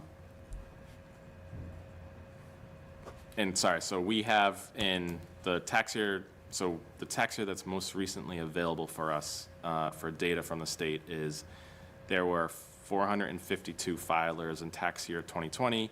In Milton, the average credit received for those Milton filers was $1,000, and at the time, the maximum credit was about $1,100. So close to the maximum credit in tax year 20. So, bring that forward to this year, there's about 450 potential filers. The credit has gone up. The select board's talked about matching about half of that. One thing that we found is just because folks file on their taxes for the tax credit doesn't mean they're applying locally. The trend has been around about, for other communities, to have about 30% of total filers applying for it locally. So not necessarily will we see 400 applications come in the door. The trend has more been closer to about 30% because their renters wouldn't be eligible because it's a tax credit and a property tax exemption. One of the requirements is that you live in town for a certain amount of years. That might bounce out certain people. Your home has to be of a certain value, so people with a higher value home above kind of what is our average home wouldn't be eligible. So there's different eligibility criteria that might disqualify people who do receive the credit from the state. And then, where was I going with that? I think those are the kind of the reasons that we hear. And then the other requirement is that anybody with significant assets would also be deemed ineligible, and that's generally treated in other communities that have adopted this as owning a second home would be a disqualifier. So there might be folks who have a vacation home, and that's considered as a significant asset and ruled that they're not eligible for the program. So the article is a home rule petition because we cannot do this without the legislature's approval, so town meeting would need to approve it. If town meeting does approve it, it would need to be submitted to the legislature for, again, kind of similar process to the liquor license, adopted by the legislature, and then the town would be able to begin the program in the tax year subsequent to that approval. This language that we have used has been used in a number of other communities. It's, we're stealing from what other communities have done, so it tracks closely, pretty much word for what other communities have done to approach this. And we've envisioned it as, we have an override on the horizon. We knew a big school project was coming, so as we were sitting around thinking about whether there's other revenue sources we should be chasing or ways to mitigate that impact on seniors, that's where it emanated from. So that is the proposal in front of you. Again, happy to take questions, and I can follow up with some additional information if there's a interest in discussing it at a deeper level. Judy on Zoom, and then Liz after Judy. Judy. Hi, thank you, Tom. Before I start asking my questions, and you notice that's a multiple there, that's plural, I need to, Tom, help me with the word I'm looking for. I need to make a disclosure. Yes. So I did check this out at the town hall, that I would not be in violation of ethics. It would appear due to my age that I might be eligible for this. However, the math doesn't work for me to apply to either of the tax relief programs for seniors in our town. So, and I used up a lot of napkins doing this projected math, past math, and current math. So my question goes to something that you just said that apparently I wasn't paying attention to. On this asset requirement to apply, are you just going to use secondary homes, or do you anticipate using other criteria for assets? The way, In other words, I could have $5 million in the bank, but my income per year matches the requirements. So how are you going to address that? so the home rule petition doesn't, as currently written, doesn't define significant assets. It provides that responsibility to the Board of Assessors to be a decision made as they before they roll out the program. So the language in the home rule petition says that the Board of Assessors may deny an application if they find the applicant has excessive assets that place them outside the intended recipients of the senior exemption created by this act. The Board of Assessors shall adopt a policy for approvals and denials of applications. So it kicks the responsibility, or the obligation to develop that and then monitor that to the Board of Assessors as they develop the program. And my reference to second homes was in conversations with other communities who have this in place. That is the main item they pointed to. I'm not saying it's an exhaustive list. That was just an example. Yeah, I mean, that would be, your first take there. I do wonder, though, how you would monitor assets. How are, if they point to a secondary home, I don't know, do you think that's a slippery slope? I mean, I think it's a necessary step, in a way, but how are you gonna do it? You had a meeting last night, I think, with the assessors for Wakefield, and did they give you any hint that they look further than the property? I would have to follow up with our assessor on that. I don't know. I didn't ask that question at the time.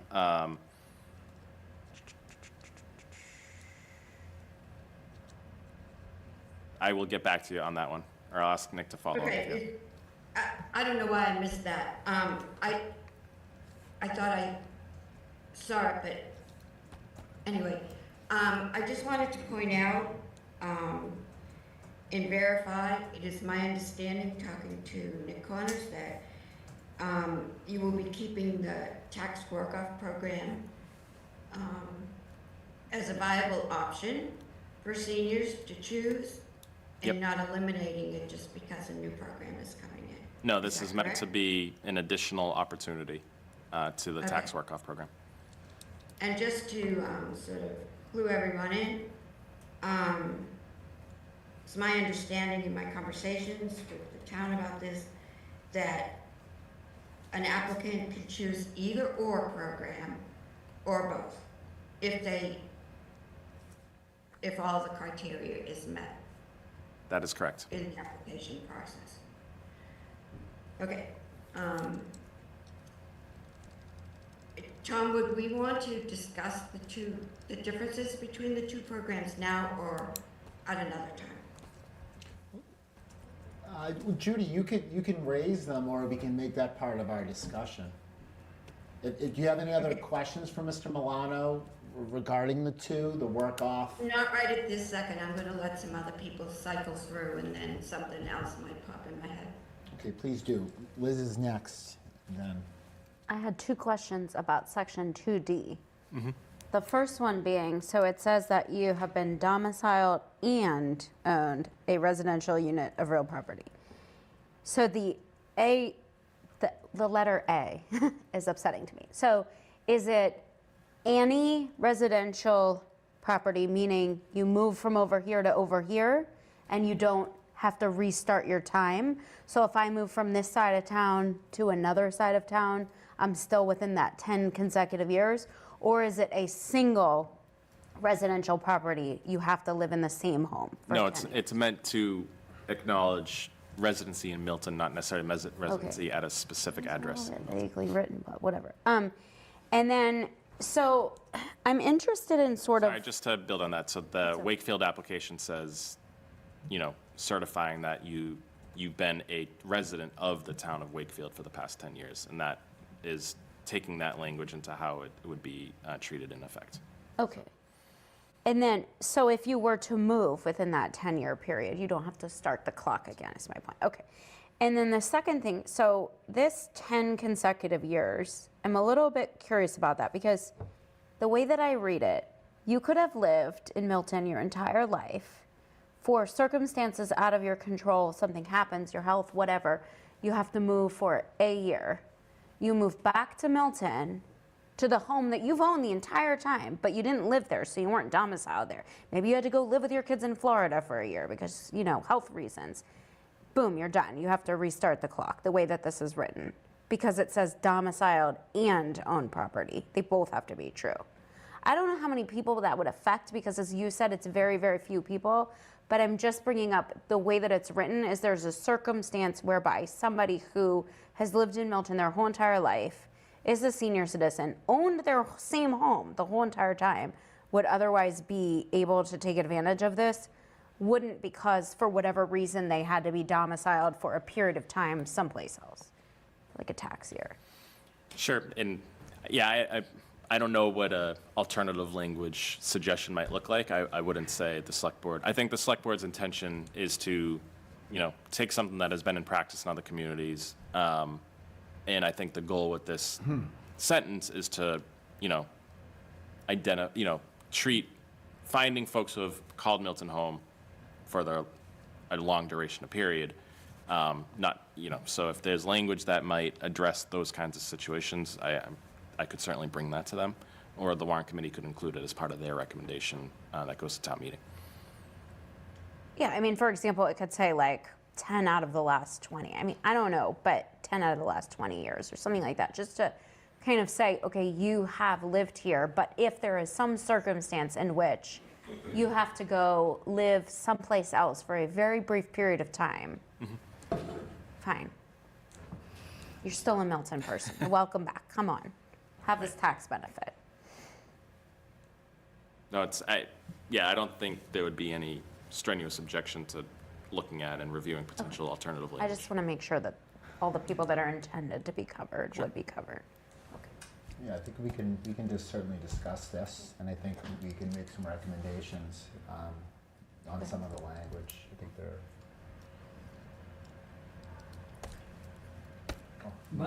Excuse me, my understanding is this is based on the state tax credit, right? Yes. If you meet that criteria, then you should be able to get it in Milton, right? With these rules. Correct, yes. So they would have, I'm sorry, go ahead. There wouldn't be any criteria in the state tax credit for where you live. You just have to be Massachusetts. So this is a more restrictive locally, but the base income, house value, other criteria are are based on if you qualify for the state one. Right, you have to qualify for state one first, so they have your other income and other asset information. Correct. That's part of that. Yep. Fine, okay. And, so we think it's 452 people?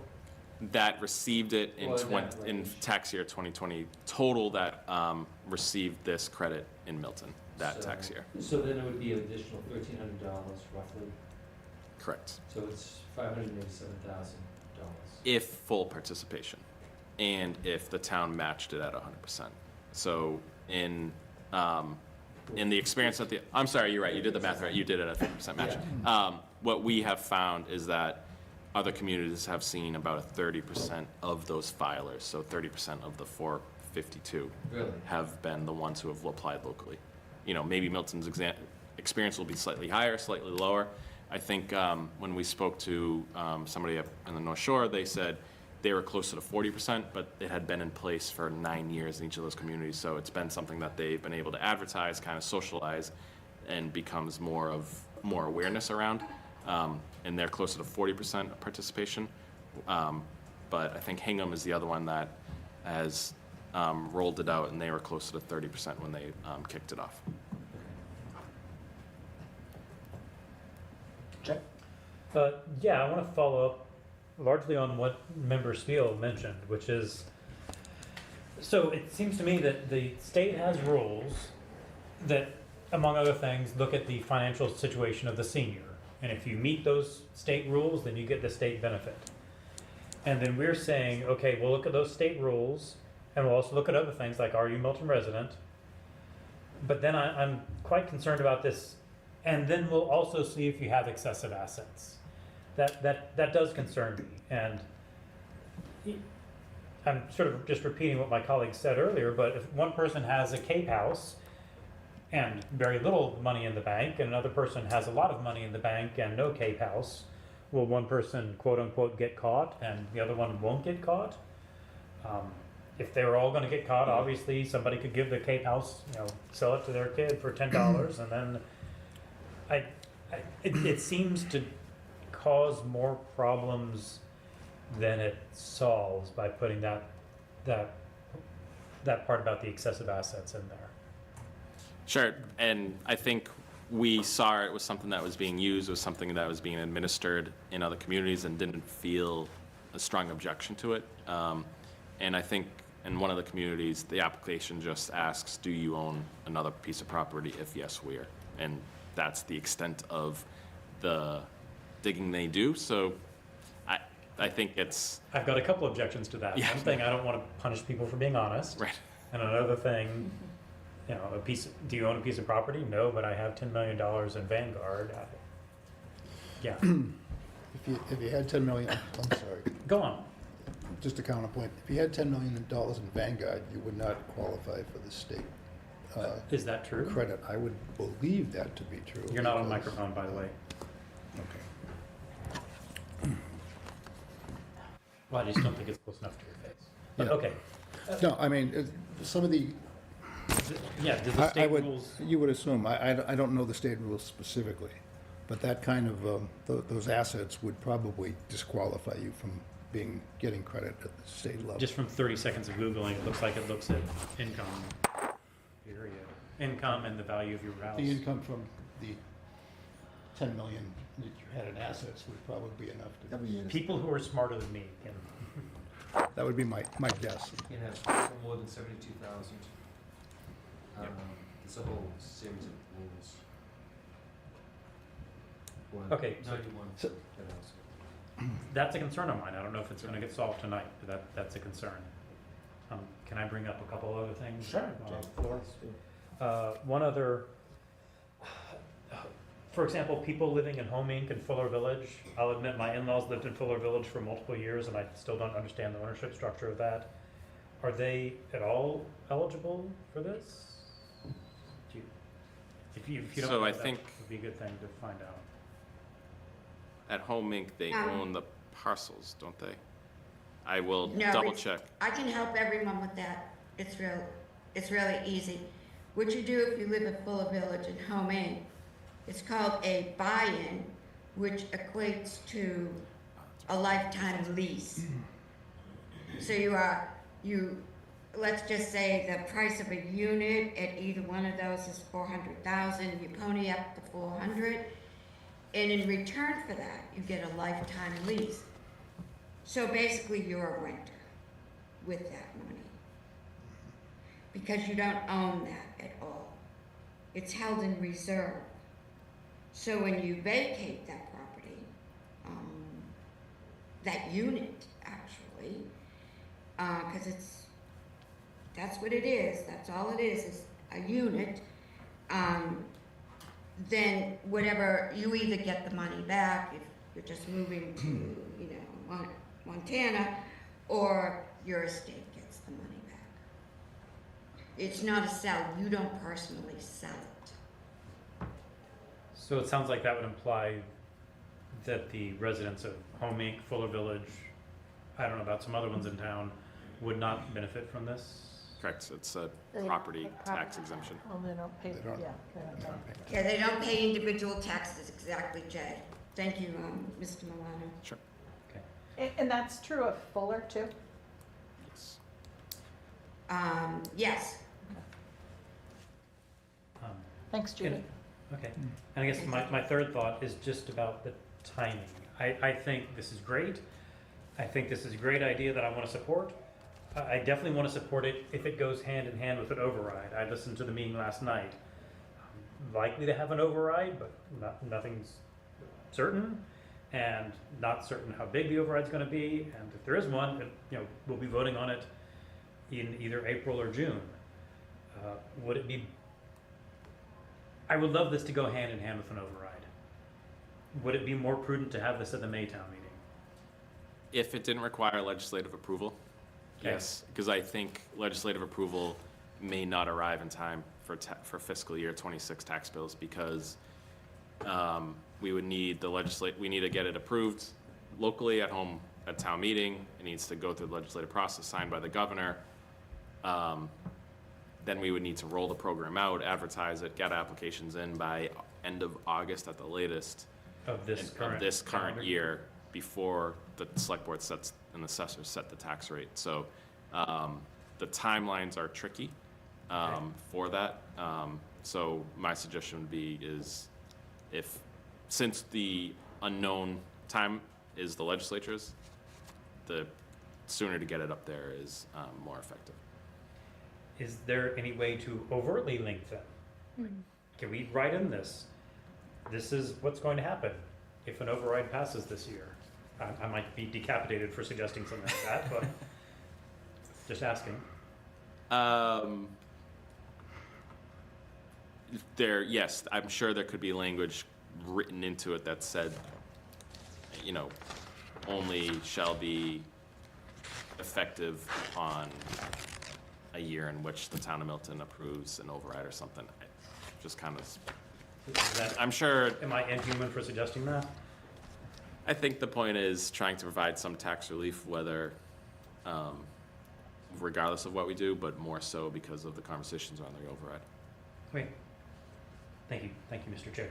Well, I had a separate thing to ask, but Jay sort of, thoughts spurred by other people, so that's good. So Jay's thoughts spurred something in me. So if people to whom this credit does not apply are now going to be sharing I don't want to call it a burden because I don't feel like it's a burden, but the additional cost in their own tax bill, and there is going to be an override, and there is maybe going to be a debt exclusion. This is a lot of money that people in the town are going to have to put forth. So to that extent, I think Jay's point, makes a lot of sense, because it could be additional money, and many people in this town, are really paycheck to paycheck. So I want to be respectful of that. But also, is it possible to go to the legislature, have this be contingent upon an override being approved, have it go to the legislature now? Would they be willing to do that because they don't know if we're having an override?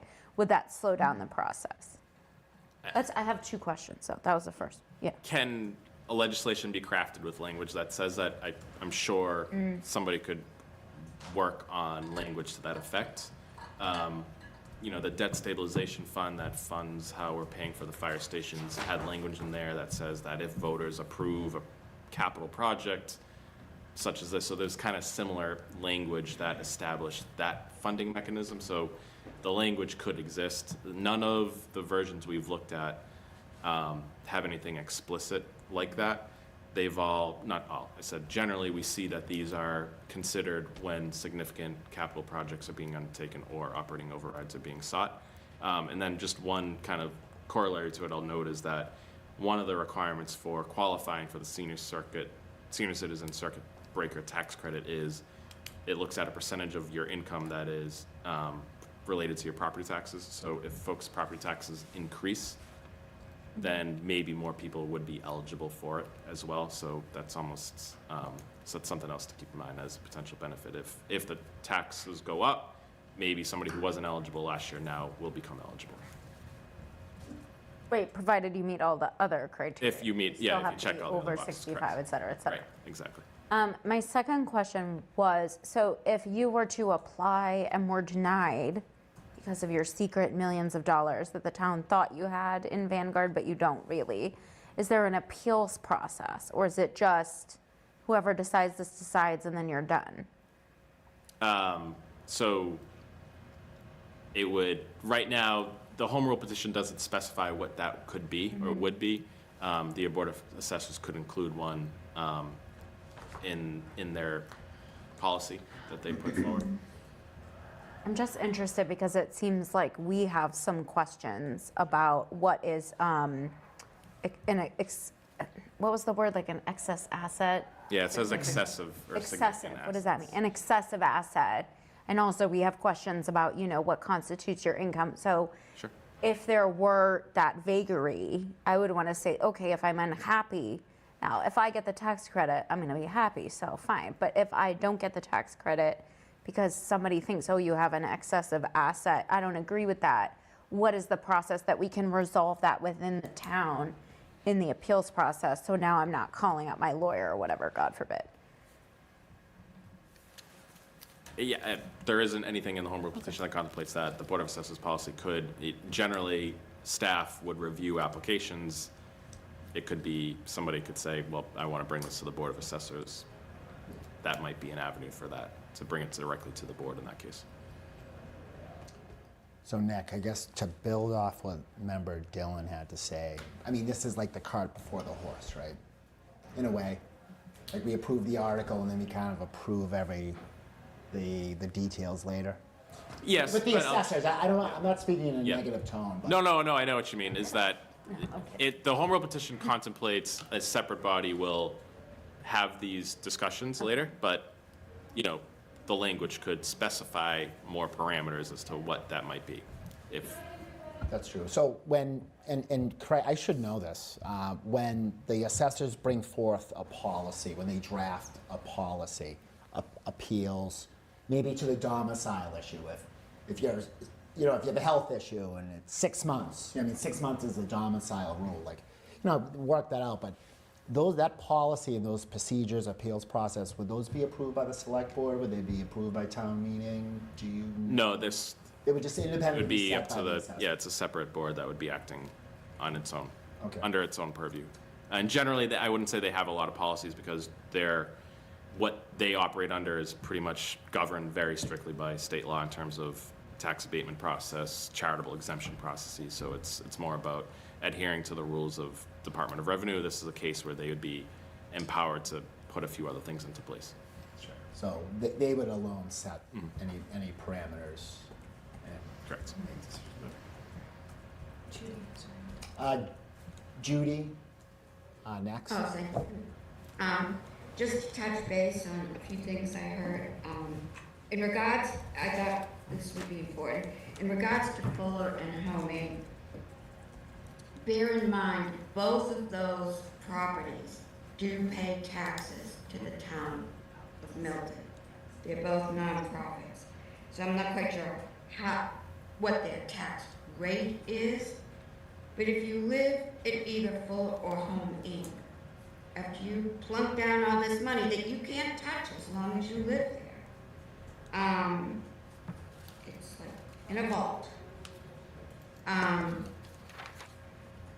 You also pay a monthly fee, which increases each month.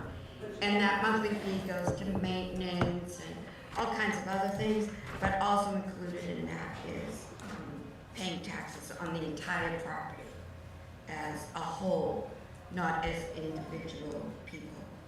The second thing that I wanted to touch base on is it's my understanding that the legislature has, and Nick correct me if I didn't get this right, has up to 24 months to approve what we're sending for approval. It could take 2 months, or they could have a lot on their plate, and it could take 10 months. There's no set time, because I heard someone, I think Jay, it was you, correct me, that thought it would, or maybe it was Liz. I'm sorry. No, that is correct. Once it's filed, it has to go through the committee hearing process, go through both houses of the legislature. So sometimes home rule petitions can move incredibly fast. Sometimes they just get tied up in, the legislative's processes. So yes, I would agree that range 2 months, 24 months sounds pretty fair. Okay, and then just one last thing. I do have a cheat sheet here about, let's say you are going to use the circuit breaker credit. It's a credit on what you owe the MDR. Similar to a child tax credit, it's the same kind of premise. It's a credit on what you owe. Just to, if you are a married couple filing joint, the income limit is $109,000. I think that's very generous. However, if you are a single person, it is $72,000 is the threshold to be applicable for filing. And how that's calculated is your property tax plus, how it will then, once you meet that requirement, to understand how you actually get the credit, your property tax payment and 1/2 of your water and sewer, not sure about that stormwater thing. So you take that number, divide it in half. Now, those two things must exceed 10% of mass income. So let's just take a single person at $72,000. Your tax bill and water and sewer has to be more than $7,200. So, and there is an assessed value of your own house. And I'm sure, Nick, will this be in play for the assessor's office to do the circuit breaker? The assessed value of your house can be no more than $1,172,000. Now, here in this town, I do find it conceivable that you could be in a house you bought 40 years ago for $100,000. It's now well over that figure on the open market and assessed value. Would that be fair to mention? Yes, but to qualify for the tax credit and then for the local exemption, you would have to be under that valuation since that is part of the state requirements. Part of the tax credit, okay. Right. So, anyway, I just thought I'd cover those things, so thank you. So conceivably, Jay, back to you, if I could. If you had, a couple of mil in the Vanguard, and you don't have any other income, all the money you make on that could be under $109,000. Who's to know? Anyway, so I look forward to having our discussion after we get through all these articles in the town meeting. All right, thank you.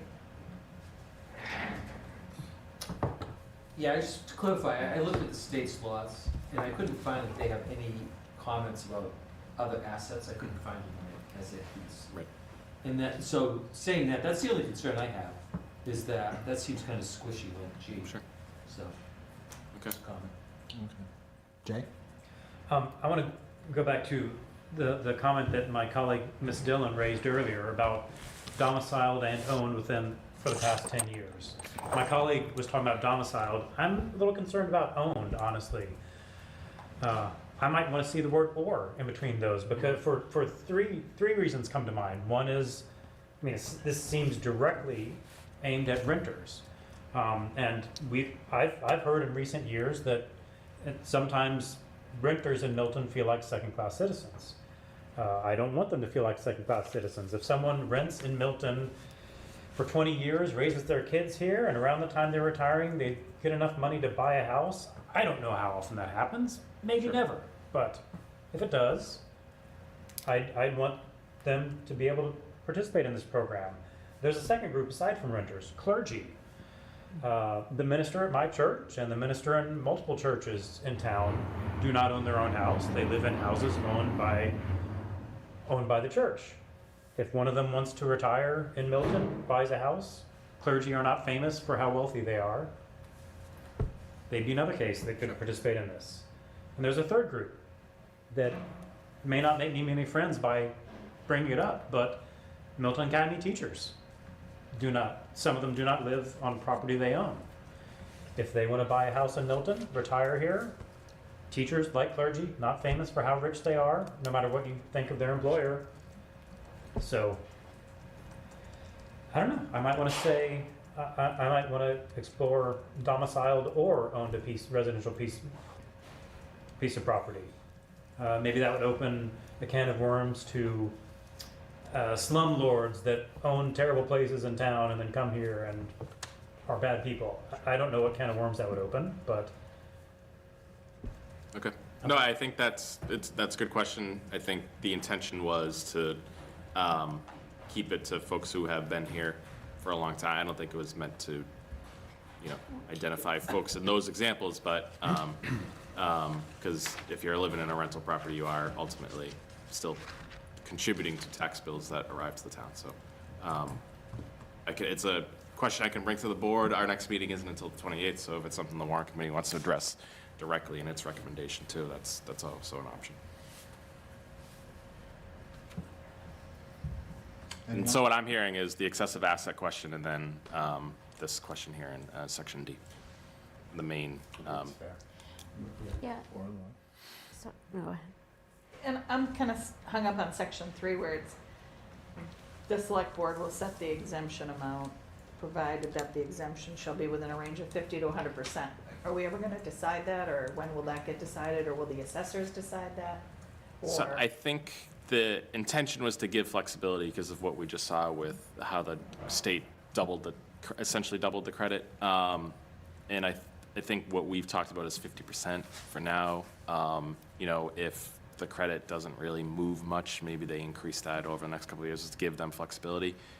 They would establish it presumably once this is passed and approved by the legislature.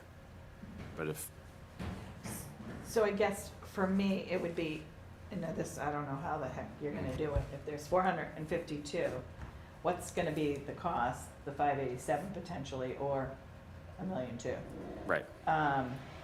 And then how does that affect the remaining taxpayers? Sure. What's that amount that's gonna be? So I can share with the Warrant Committee a chart that we did to kind of forecast that out. Again, it's just a forecast. We don't know exactly. So we did it basing on assuming we showed, 100% match, 50% participation, gave a couple of different scenarios and what that shift to the rest of the taxpayers would look like so we can distribute that to the board. That's the Warrant Committee. Thank you. Sure.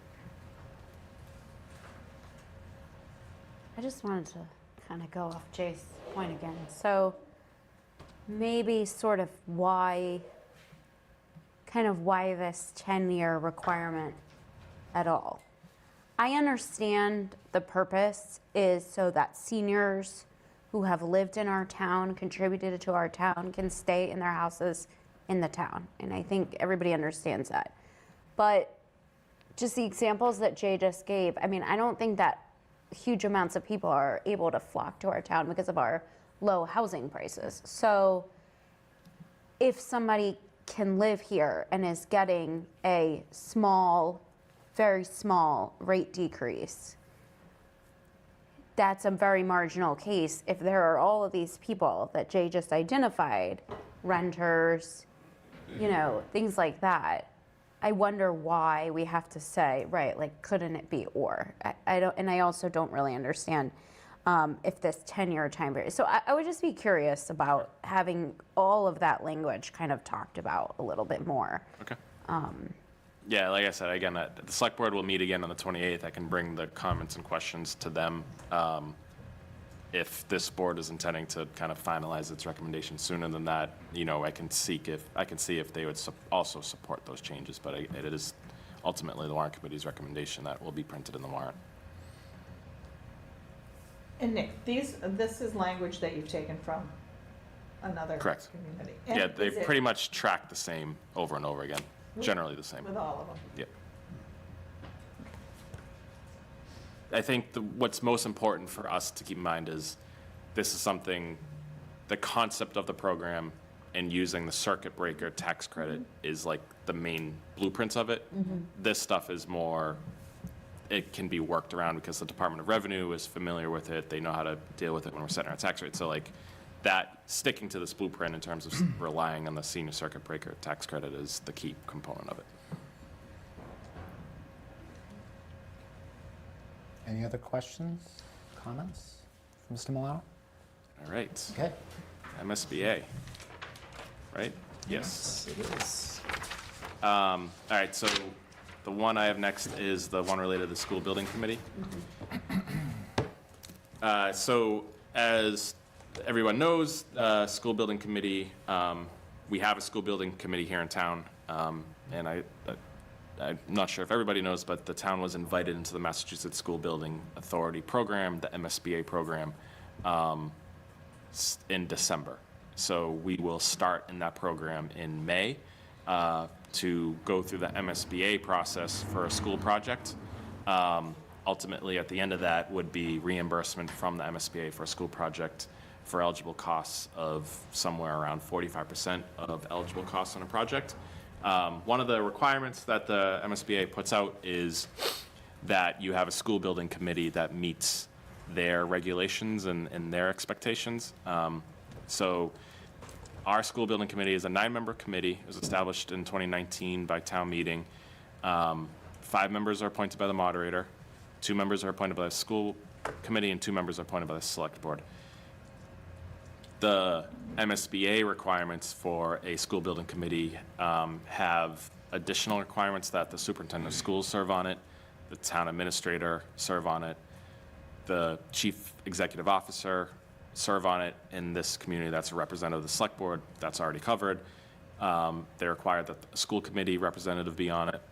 Our version already covers that. The facilities director is required to serve on it. One of the members has to have what's called MCPPO certification, which is the state certification requirement. The school principal for the project application, in this case, we applied to the MSBA for the Cunningham School as our statement of interest, so that principal is expected to is required to be on it. And then there's a local budget official or finance committee member who's expected to serve on it. So what we have is a warrant article from the school committee. School committee submitted the original warrant article to establish the school building committee, so they've submitted an article to expand that membership to hit those staff positions and make them non-voting members, but add them to the school building committee so that Milton School Building Committee will then comply with the MSBA's requirements. So each of those positions as listed are added as non-voting members to serve on the committee, participate in the discussions, but not actually cast votes on the direction that the building committee takes. At the select board meeting last night, we got a question as to whether it would be, if the article could identify the entire roster so it's all in one place for everybody and everybody knew who the voting and non-voting positions were. So I have slightly tweaked this since I distributed it.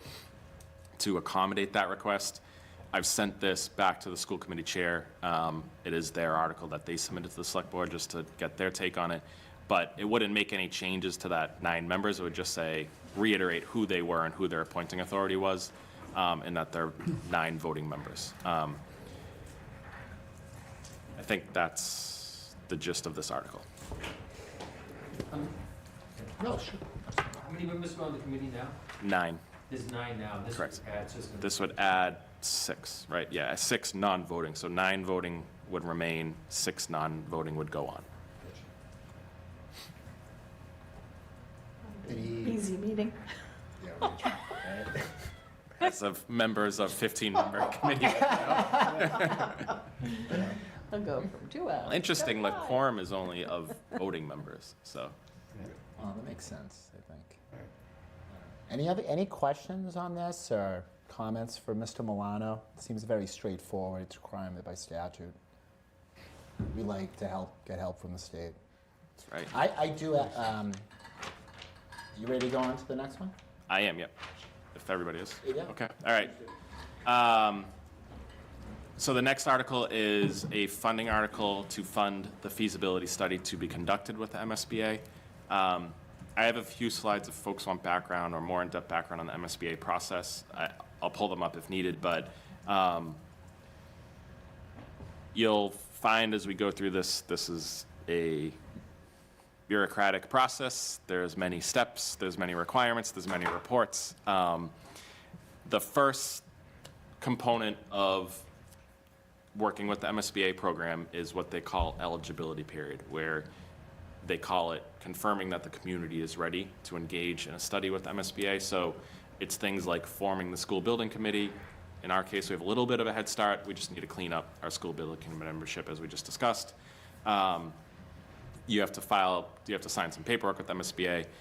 As part of this process, an eligibility period, you also have to work with MSBA to nail down exactly what will be studied. What is the grade configurations that will be studied, and how many students will be in each of those. In the letter from the MSBA inviting Milton into the program, we've been invited to study a K-5 project and a grade 7-8 project. So now part of the eligibility period would be say, okay, if we're building a K-5 school or doing a K-5 project, how many students would be in that building? And if we're doing a grade 7-8 project, how many students would be in that building? And then the final major component of eligibility period is securing an appropriation to fund the feasibility study, which is the next phase. The feasibility study portion of the MSBA process starts with procuring an owner's project manager who will be with the project from that point until closeout. Once the owner's project manager is on board, and that's a local procurement, so we'll put out a request for qualifications. The school building committee will review and interview the applicants, select somebody. MSBA will review the selection process, and then we'll enter into a contract with that owner's project manager, or OPM. Then we'll procure designer services. Under the MSBA program, you select an architect through the designer selection panel, the MSBA's designer selection panel. So that is not a local procurement that we do in conjunction with the MSBA. And the panel is comprised of 3 Milton representatives and then a number of MSBA staff, board members, and outside participants. And that group selects who the architect on the project will be. Once your professional team is aboard, then you commence the feasibility study, which is evaluating all the options in the MSBA program.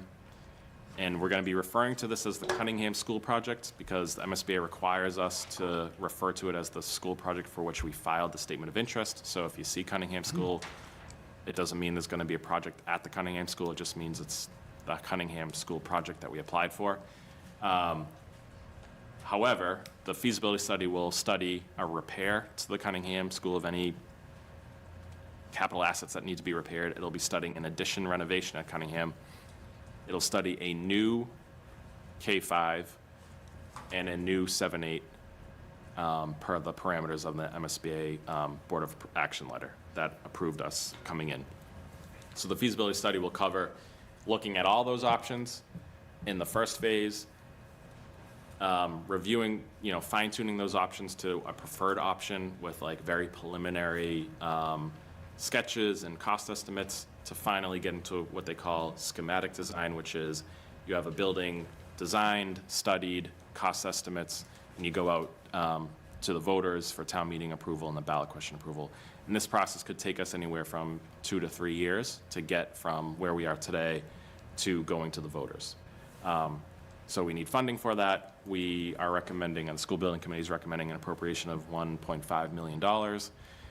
We looked at some feasibility studies recently conducted for middle school projects, and they range between $1.2, $1.3 million. Any expenses that are eligible in feasibility study will be reimbursed by the MSBA. So while we have to appropriate the full amount, we would expect to get 45% back in reimbursement of what we spend. So if the feasibility study ends up costing us $1.3 million, we'll be reimbursed for 45% of that, only after taxpayers will step up for the portion that's ours.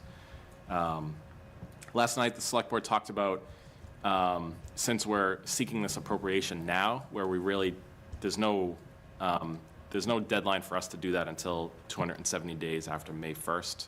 So our eligibility period starts May 1st. You have to secure an appropriation within 270 days of that. I think the consensus is let's just, secure this now. A couple of members talked about ensuring that no funding that's appropriated now would be spent until we're actually at that feasibility study phase. So it's the Warrant Committee's recommendation, but I put in track changes just to reflect the conversation on select board last night, which is this red here, that provided that no funds be expended until the town and MSBA execute the feasibility study agreement, which would occur after eligibility period and before we engage in that feasibility study phase. So hopefully I didn't confuse anybody on the process, but that is what we're embarking on, and this is the appropriation request that's going to the February town meeting. Zilla. So 2 questions to start.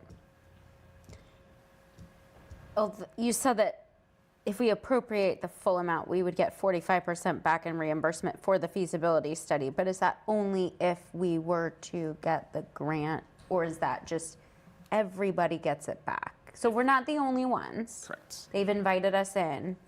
So everybody that does the feasibility study gets the money back, or only if you ultimately get an award? No, so I think so. Every community that's invited into the MSBA program that enters into a feasibility study agreement and completes their feasibility study, you'll get reimbursed for your feasibility study expenses. Okay, so if that you part go to is- voters and the vote fails, Yep. the MSBA will say, "Sorry, your vote failed. Let's close out the project. Here's your final reimbursement. Okay. See you later." We would be guaranteed, if we do the feasibility study, to get that money back. Yes, and I'll The just 45%. Okay. on eligible expenses, but Right, okay. And then my second question was, can you please explain the overlap between this, what you're talking about, and what we've done already for this school project? This is the same thing, this might be the same thing, this might be a different thing. The studies that we've already done, sort of what is the interaction between those 2 things? So We more know, yeah. information is always good. Okay. So there's, people have better information about what a middle school grade 7, 8 with a pre-K could look like. We have, rough schematic designs of that. There's been some wetlands work, there's been some surveying work. So all that work will feed into this, but we'll likely be in a position of redoing some work because we could have a new owner's project manager, we could have a new architect, and the MSBA is going to require us to go back to square one. We're looking at a K-5 building. I think, as folks know, is the direction that the school building committee and the school committee has gone has been a grade 7, 8 building, but we applied for an elementary school. The MSBA is saying you're studying in elementary school. So there's work that's done that'll be helpful, that'll add to our level of knowledge now, but we're going back to the starting point in terms of all of that design work. And then if we were ultimately selected to get the grant to be able to build this school or make those changes to Cunningham or build the other school, or all of it or some portion of it, how much percentage of that would we see the grant, or what amount of money are we expecting? Sure. Our current reimbursement rate is about 45%. It changes each year, so just kind of use that as a round number for now. If you do certain things in your design, you can get additional incentive points. Like if it's a green building, you can get 2 more points. So the ultimate reimbursement rate could be slightly higher. And then depending on how the reimbursement rate formula works, year to year, it could adjust on its own as well.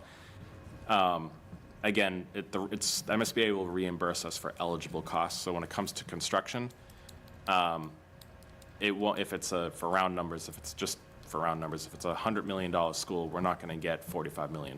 We're going to get 45% of the eligible cost of the $100 million. So it's generally a much lower percentage of the total project budget.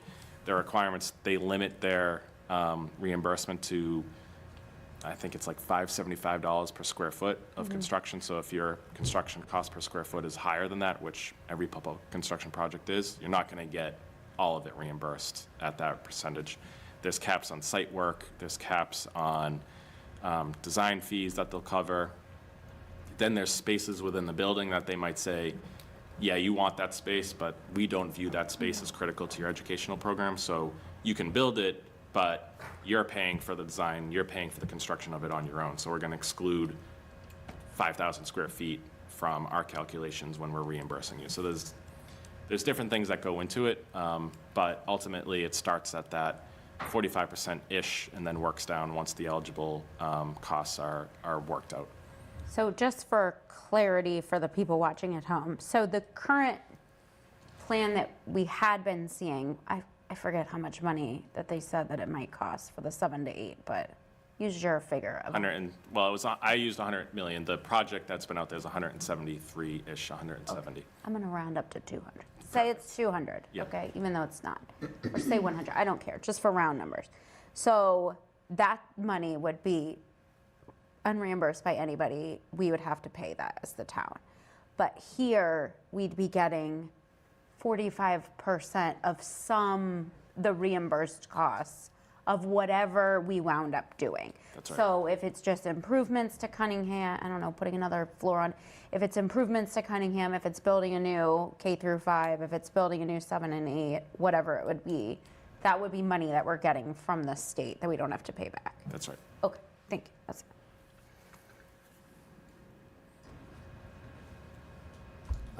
Feasibility studies, figuring out where to be built, how architectural stuff. Right. That previously, weren't they asking for like, was it $4 million, like 2 months ago?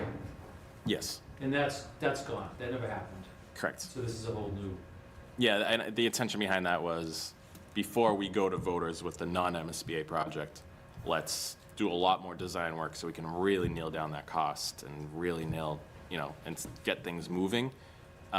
Like with the fire station projects, the town appropriated $2.7 million for design for those before the town appropriated the full construction cost for the fire stations. So in this case, we'll do the $1.5 million for the feasibility study, get to a schematic design stage with cost estimates that will have escalation out for another year or two before construction would commence. That is the number that the grant from the MSBA is based on, and it's the number that voters would be voting on at the ballot and the town meeting members will be voting on at town meeting. okay. And we get the 1.5 back no matter what we do. If we don't do it, we Correct. get back, we do it. As long as we complete the feasibility study. If we're unsuccessful at the ballot, you're unsuccessful, you get your reimbursed share of whatever your feasibility study costs were, and the project is closed out. And that happened to me when I was in Bedfield. It's not lost at town meeting and lost at the ballot. And then, ironically, Medfield was invited in alongside Milton in December. So that was in 2021, so it took them a failed vote, 3 more years to get back in to start the process all over again. So a lot hinges on that vote at town meeting and at the ballot. Liz? All right, now I have another question. I'm just thinking about timing again. So you said that if the town meeting were to vote on this in town meeting coming up, then we would do a feasibility study. That would take how long? That portion of the process. So We're trying to get this in place now. Eligibility period is the first very preliminary phase. That starts May 1st Right. with the MSBA. We have 270 days to complete that, all of it.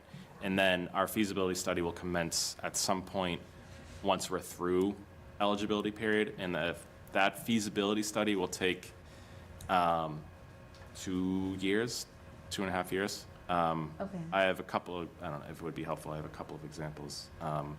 So we have to get everything all lined up to be able to do the feasibility study by the 270 days after May 1st. Yes, Then that the is correct. study itself would take 2 to 3 years.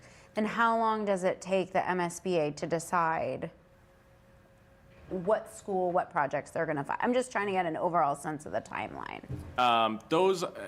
That moves pretty, so like they map out their schedule with us. So they'll say, in order to get to an MSBA Board of Directors to get our approval for schematic design, here are the dates that you need to meet by. The architect team, the design team will know that, and they'll work to get there. So, sorry, I'll just pull this up. So, Canton's example, so they started feasibility study in October 2022. They got to MSBA approval of their design August of 2024.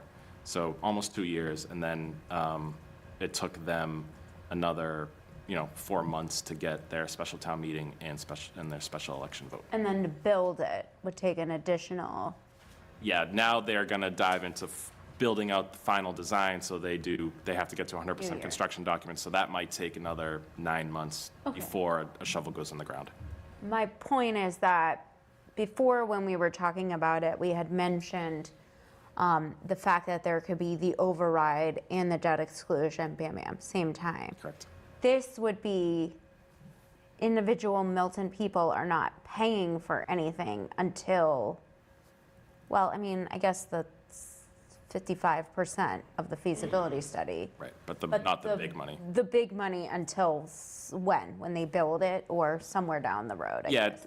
I would say the vote will happen 2 to 3 years, and then we'll start to borrow and bring in the money thereafter to fund the design, which is expensive, and then construction will start in earnest like a year after that point. Okay, but still, there would be some. There's going to be a for significant people lag that- before okay. it shows up in taxpayers' tax bills. Jay? I'm also trying to process the order of things. So before this happened, we had an architect, we had a floor plan, we had drawing. They moved the process I'll say pretty far before going to taxpayers to ask for the whole shebang. Mhm. Under this proposed process, the future is unpredictable, but is the idea that this 1.5 million is all we're gonna be asking for until we get to the point that we ask the voters for everything? That is correct. So is it also that, whereas previously we had full architectural drawings, or as far as me, a non-expert, can tell, full architectural drawings, et cetera, before going to the voters, on this proposal, we'll just have a feasibility study before we go to the voter? No, the schematic design report, which is like the final part of the feasibility study, will be similar to what has been produced to date by Arrow Street for the former project. It'll be, you'll see renderings, you'll see renderings interior, exterior, you'll know exactly the square footage as currently designed. So it'll be very specific, very similar to what we have today from Arrow Street. I would just add there'll be even more information. Like, they didn't do huge geotechnical, they didn't do traffic studies yet as part of that project. That was all the things that I think the school building committee through Shauna Work were intending to ask for money to do. That will be wrapped up as part of this feasibility study. Great, Right. great, thank you. Because as always with any of these projects, the more reports and studies you can do now, the better you'll be able to understand your site and nail down that cost estimate better.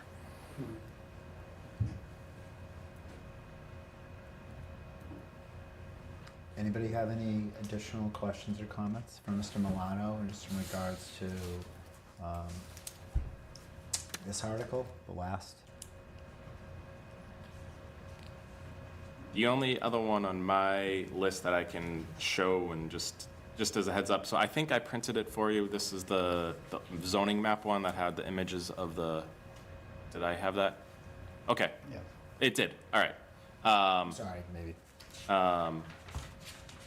So this is more of a housekeeping article that the planning board has submitted.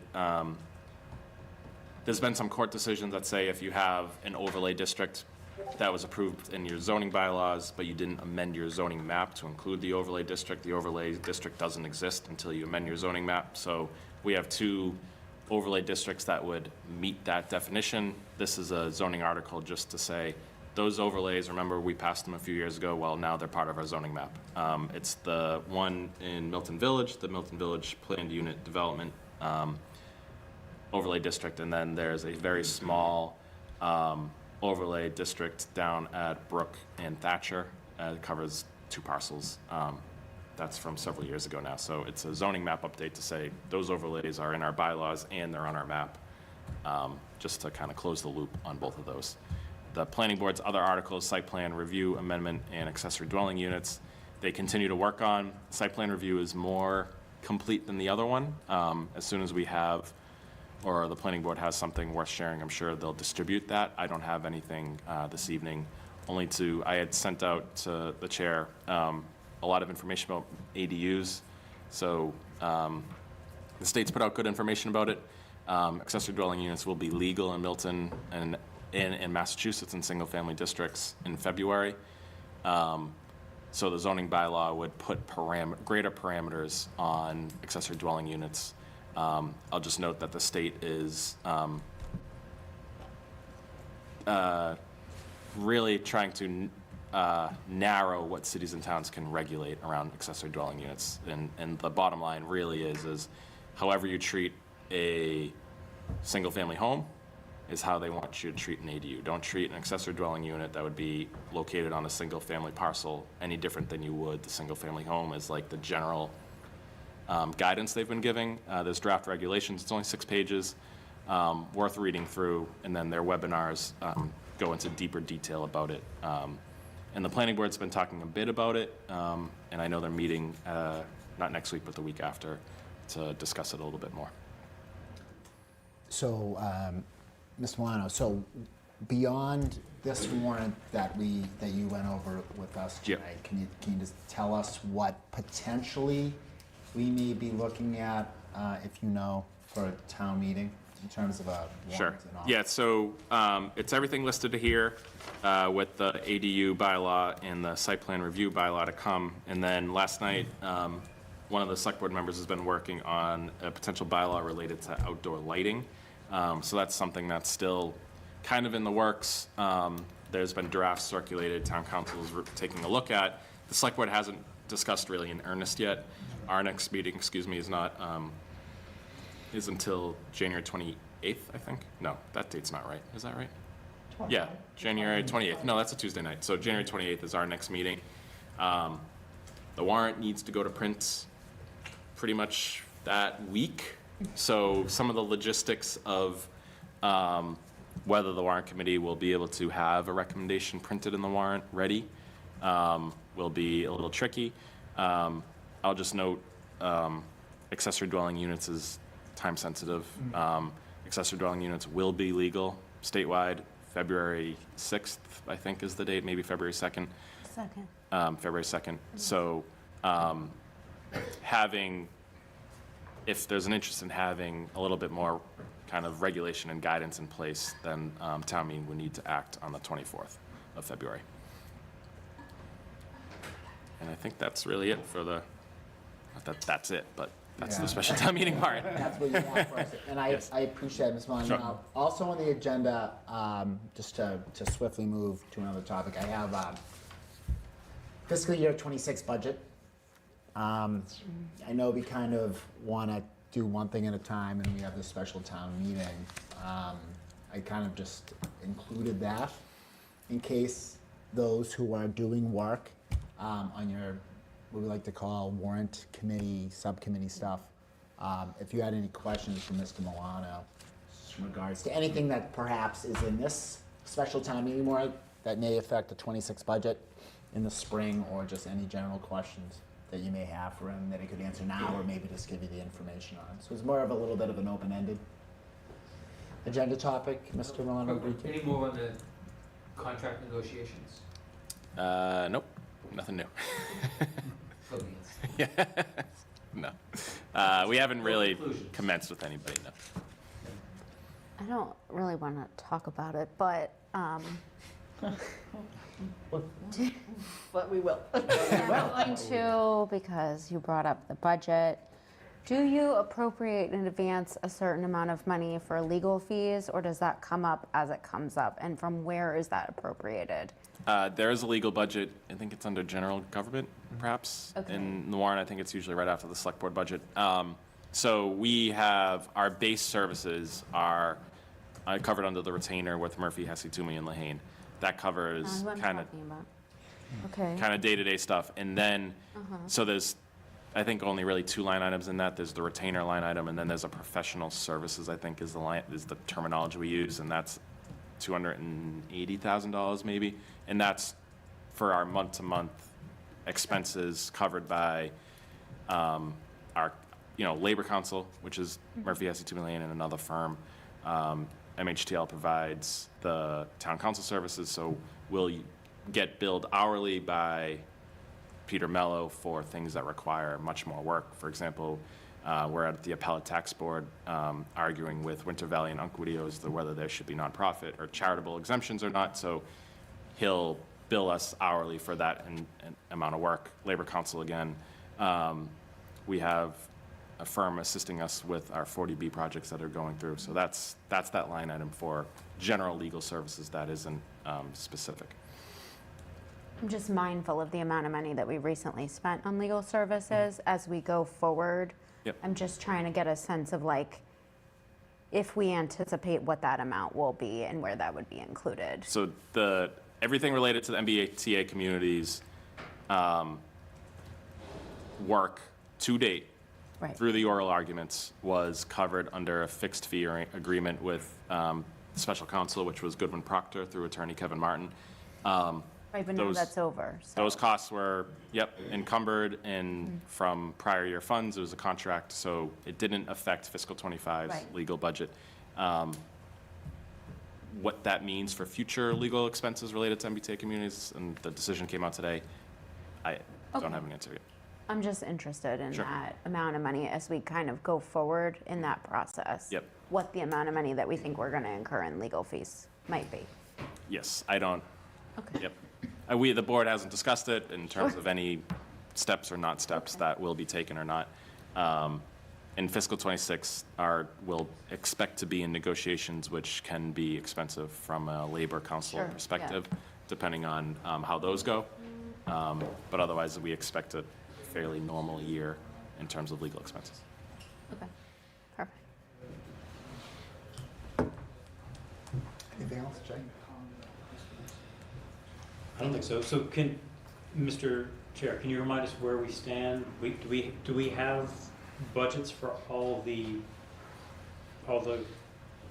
departments? I believe everything's in Yeah. the folder. I'll send it along. Okay. We'll double check, but I believe everything's been dropped in there.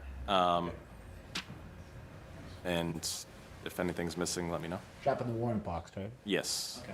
the shared folder that we sent out. Mr. Milano, I really appreciate of course. The time. I'm sure we'll be in touch. Yep, But Sounds thank good. you again for everything. yep. No, of course, and like I said, on the lead service line inventory ones, if you have more deeper questions or want to talk about those in better detail, that would be Marina Fernandez. I'll be able to handle pretty much all the other ones except for the planning board ones. So if there's follow-up conversations or information, feel free to reach out to me, yourself or anybody on the committee. Thank you. Thank you very much. Thank you. Have a nice evening. Good, so I will take off. All right. Thank you. See ya. Now, we have number 4 on our agenda. And I'm mindful of the time, and I'm mindful of agenda number 5, which is future scheduling, and where we'll be, I think, spending a lot more time together in the upcoming weeks.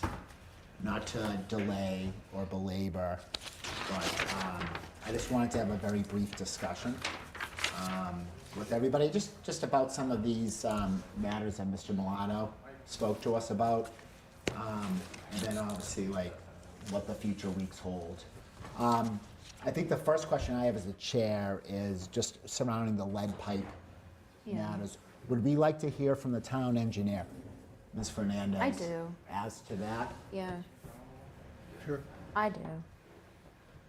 anybody else? Well, would any? Yeah, that would be great. Yeah, I think so. okay. Sure. I'd be interested in them trying to coordinate it with, like, they're replacing the gas lines in that Yeah. neighborhood. Like, Sure. be a great thing to do at the same time, just sit down there. Huh? That's a novel idea.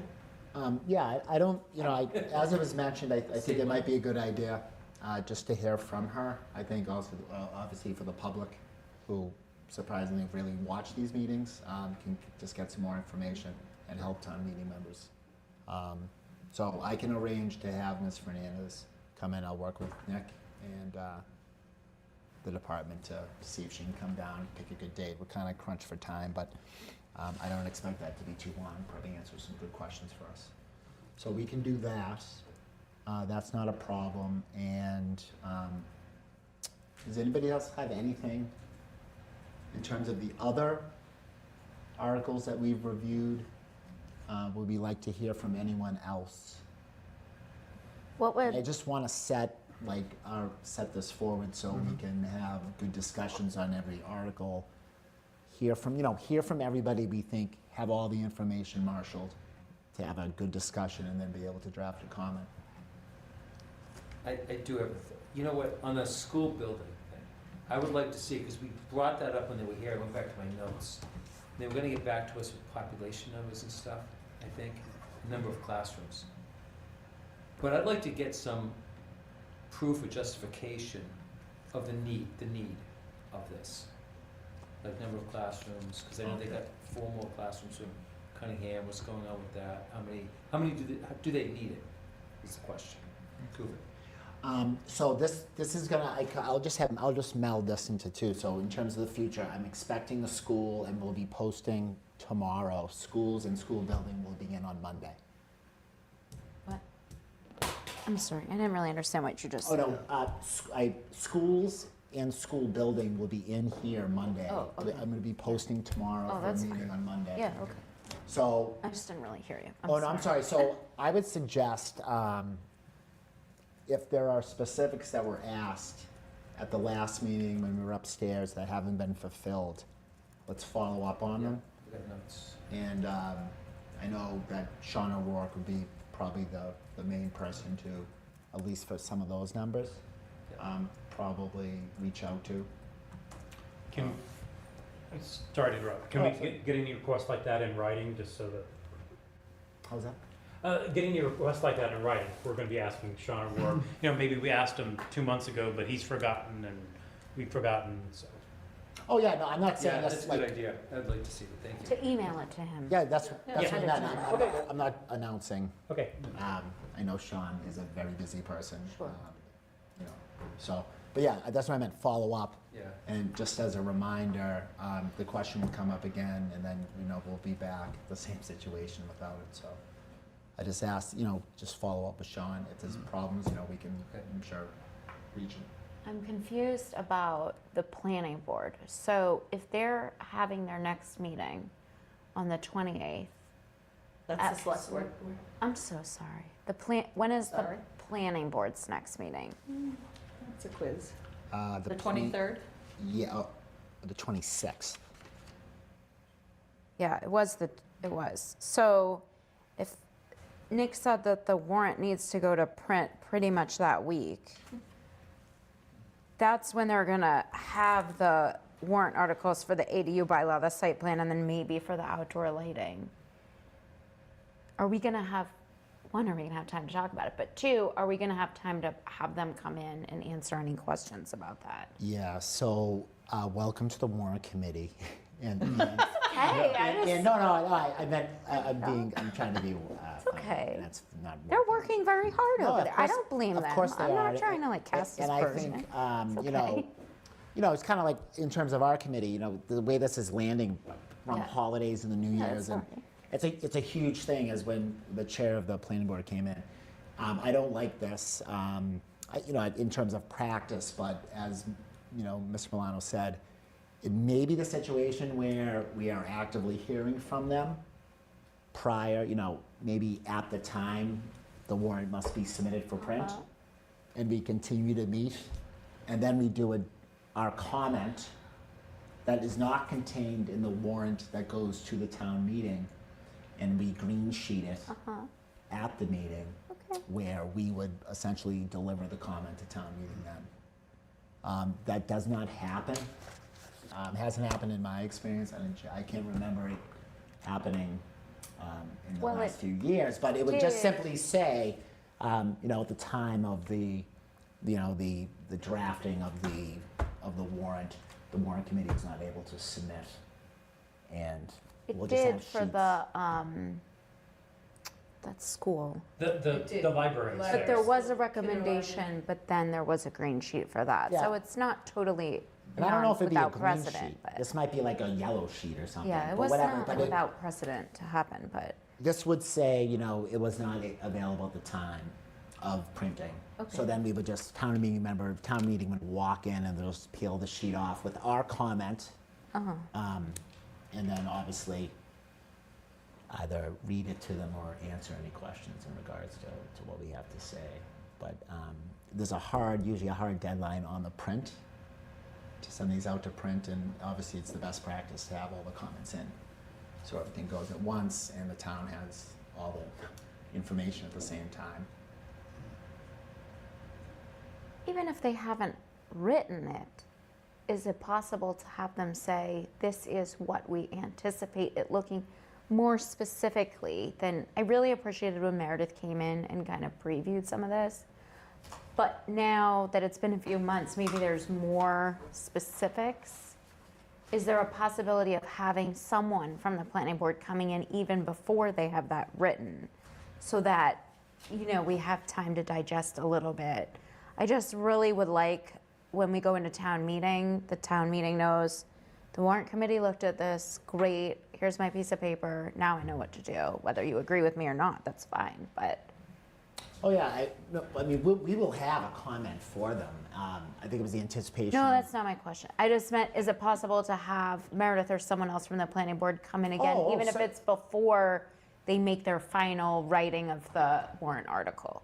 Oh, most certainly. I Okay. think it was my anticipation, and I was going to address this, speaking to the planning board and Okay, seeing great. what they have together. Great. I'd like to have something like a draft or something that we can actually Yeah. speak to, as opposed to them turning around and saying, oh, well, we changed some things or we removed some things. So Okay. I'll have a conversation with the chair and see kind of where they're at.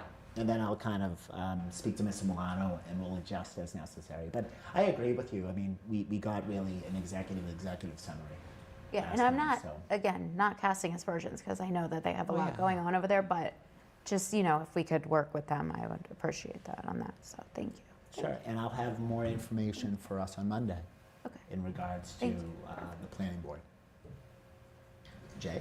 Yeah, I want to second that, and especially, I'm especially concerned about the site review article, because I've been listening to their discussions of it, and the more I listen, the more I realize I don't know what a site review is. I don't know, is it required? Is it binding? The more I learn, the more I realize I don't know what a site review is. And what I'm sort of picking up on is, I'm a little nervous if they come up in front of us and say, don't worry about a site review, is our old regulations are bad and these are better. Like, if that's what they say, then I think we'll want to have a skeptical eye, I guess. So I'm going to need a lot of education about what a site review is, what you're doing different, why you're doing it different. Okay, I appreciate that. Not the nitty gritty that they get into, but big picture, why are you doing this? Okay. Very fair. Julia's Julia? Hi, I just wanted to raise again, and maybe it's something for the agenda on Monday, but what the process is going to be of writing the comments as a committee and reviewing them and agreeing upon them as a committee which will hopefully be a departure from how it was done last year. Yeah, we can put that on the agenda. I have lots of ideas. Great, thanks. Thank you, Julia. Yeah, Jay? While we're talking housekeeping, how are we doing on minutes? Doing pretty well in minutes. We got some new minutes today, and we have some others. Cool. Between now and Monday, I'm gonna circulate the new ones, and I think we have some others that have not been approved that we've reviewed. The drafts of all minutes through October 30th have been submitted and so I owe you now tonight and November 13th. But I'm not sure what have been deemed ready to circulate.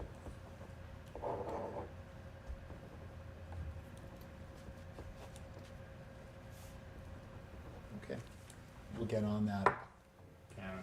I can't anticipate having that on the Monday agenda, Jay, but I'm mindful of it, and we'll work through it. I like to get them completed before the special town meeting. A lot of writing and reviewing to do. Does anybody else have any questions, concerns, comments? Okay. So, understanding that we'll be, unless there's a major issue, we'll be meeting back here on Monday to discuss schools. And then what are you thinking thereafter? And then maybe, the thing is, Monday I'd like to keep just schools, because I think it's gonna take a while to get through.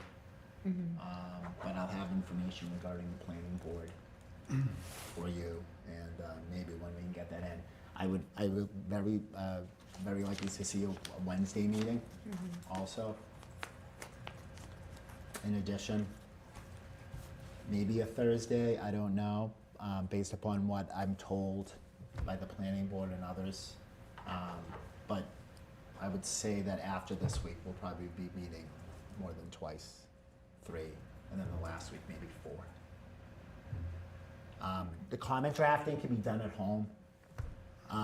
I'd like to, I'm not gonna speak to this now, but like I said, we can address it at the next meeting. Just how we do that, how that's done. Some of the more experienced people, I think can help out with the newer people. It's kind of an onerous task. You know, when you look at it, being a first year member, you know, how do you do this? What's the expectations? But we can talk about that in terms of future scheduling. And then it's debated, like how it goes? Yeah, what we did, we will, like I said, this is under, because it calls under our future, we will, debate, have a robust discussion, all the members involved, and then we put it to a vote. So I would like, I think for some of these we've looked at tonight, we could probably vote on in the near future. But there are others like the ADU, schools and stuff that I think are going to take a little longer discussion and a little more thought. And obviously the comments, especially as to the planning articles, are probably going to be a little bit longer than some of these here that we talked about tonight, but